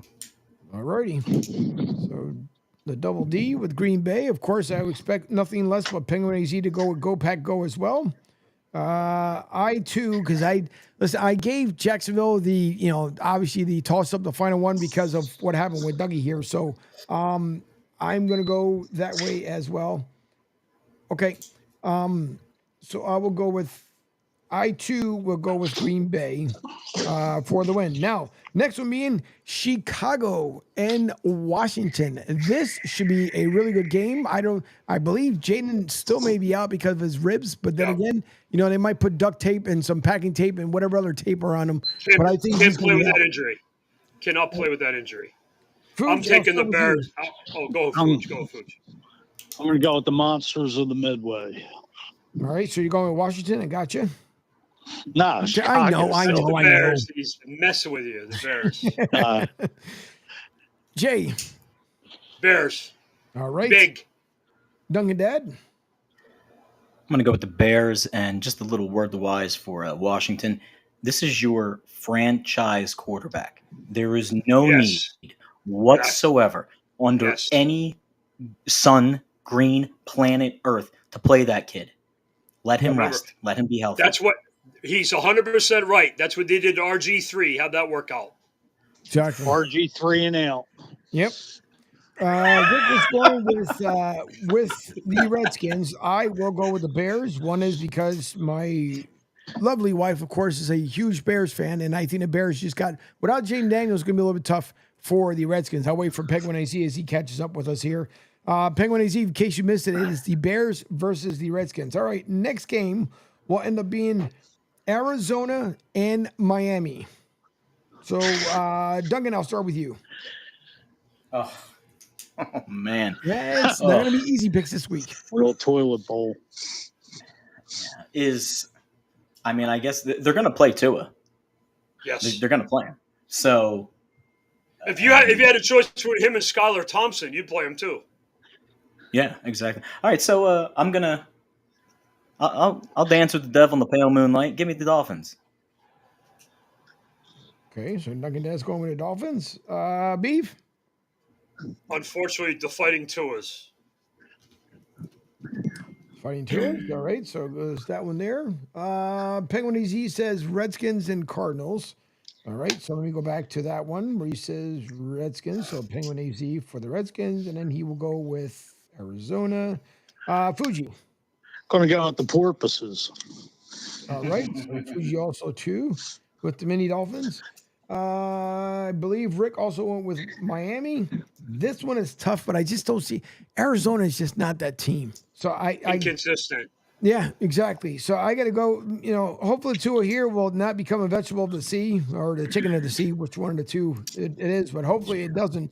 So we shall see. We'll find out when Mike McDaniel's his beloved comments. Jerry from Rhode Island says, hopefully the Jets and the Pats are on the boat. Been fun hearing the commentary. Jerry, appreciate you tuning in as always. And then let's see, who else? Did I miss anybody? Nope, we got everybody.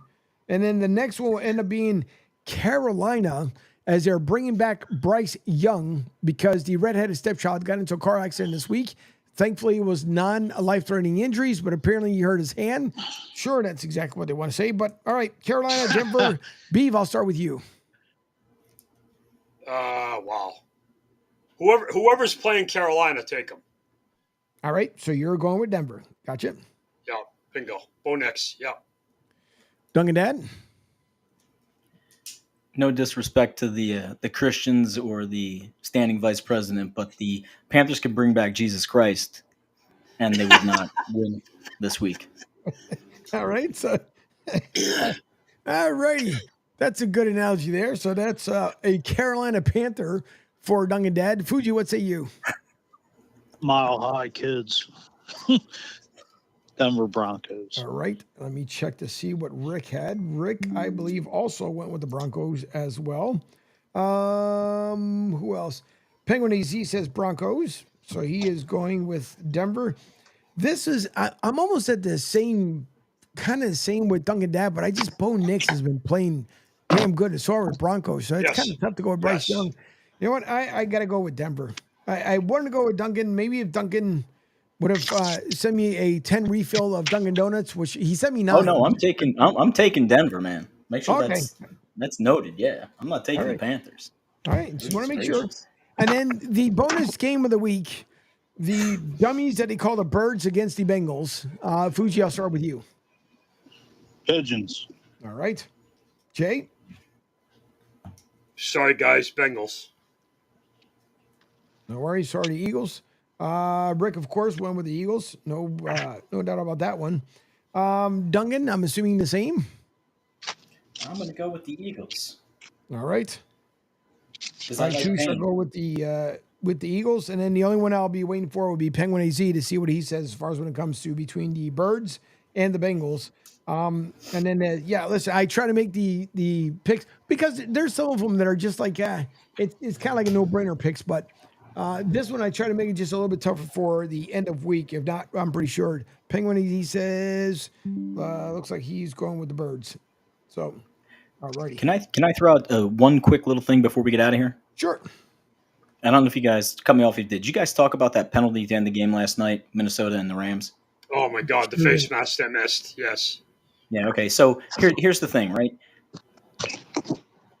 I'm not the biggest dude for reviewing plays, and I like the flow and stuff like that. But I'm one of the guys that is on board in the sense that if you have the technology and Get you it see right. something blatant, correct, you get it right.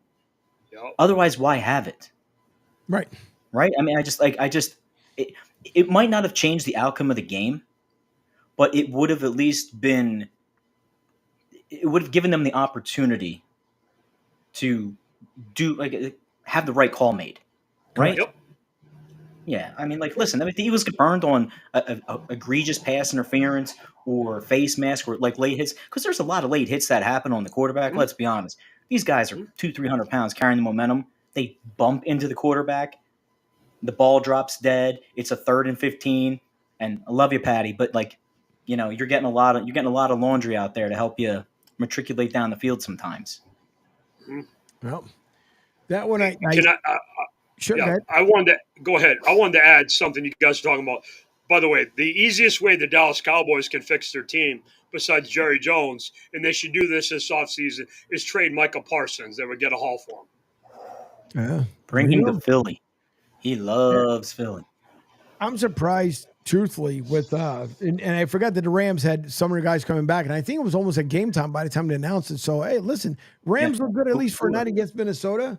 I guess if it's the biggest challenge for Minnesota to date so far for the season, then they know what to expect if they have to see them maybe later on in the future here, but we shall see. So, listen, thanks again to everyone who tunes in, especially here on the social medias, yet alone the folks who text and call in, like Mike does every week. No problem, Jaden. You're welcome.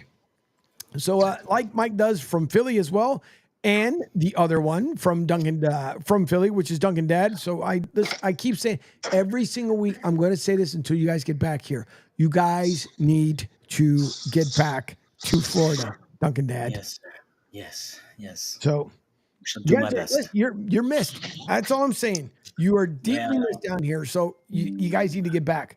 All right. Penguin EZ as always, have a great weekend, fellas. Again, for those who will be going to the tip-off come off this week for USF men's basketball, once again, please, what you guys can do, if anything, is just remember Coach Raheem and please say a prayer to his family and his kids because they're going to need all the positive prayers you possibly can because, again, it was a life taken way too soon. And if you guys missed it in the beginning of the broadcast, Coach Amir Abdul Rahim passed away yesterday from complications to just a operational procedure he was going for yesterday. He was 43 years old. USF men's basketball will not be the same after just one season being with him. So thank you all. Thanks again to Jay, Duncan Dad, Mike Fuji on the line, and the guys texting in their picks. We do appreciate it. We will talk to you guys on Monday. And then later on this afternoon will be Mario Mano from 4 to 6 p.m., The Drive with Q. So enjoy your weekend, and please make sure you enjoy your time, whatever time you may have. So thank you all. We'll talk to you soon. Go Birds.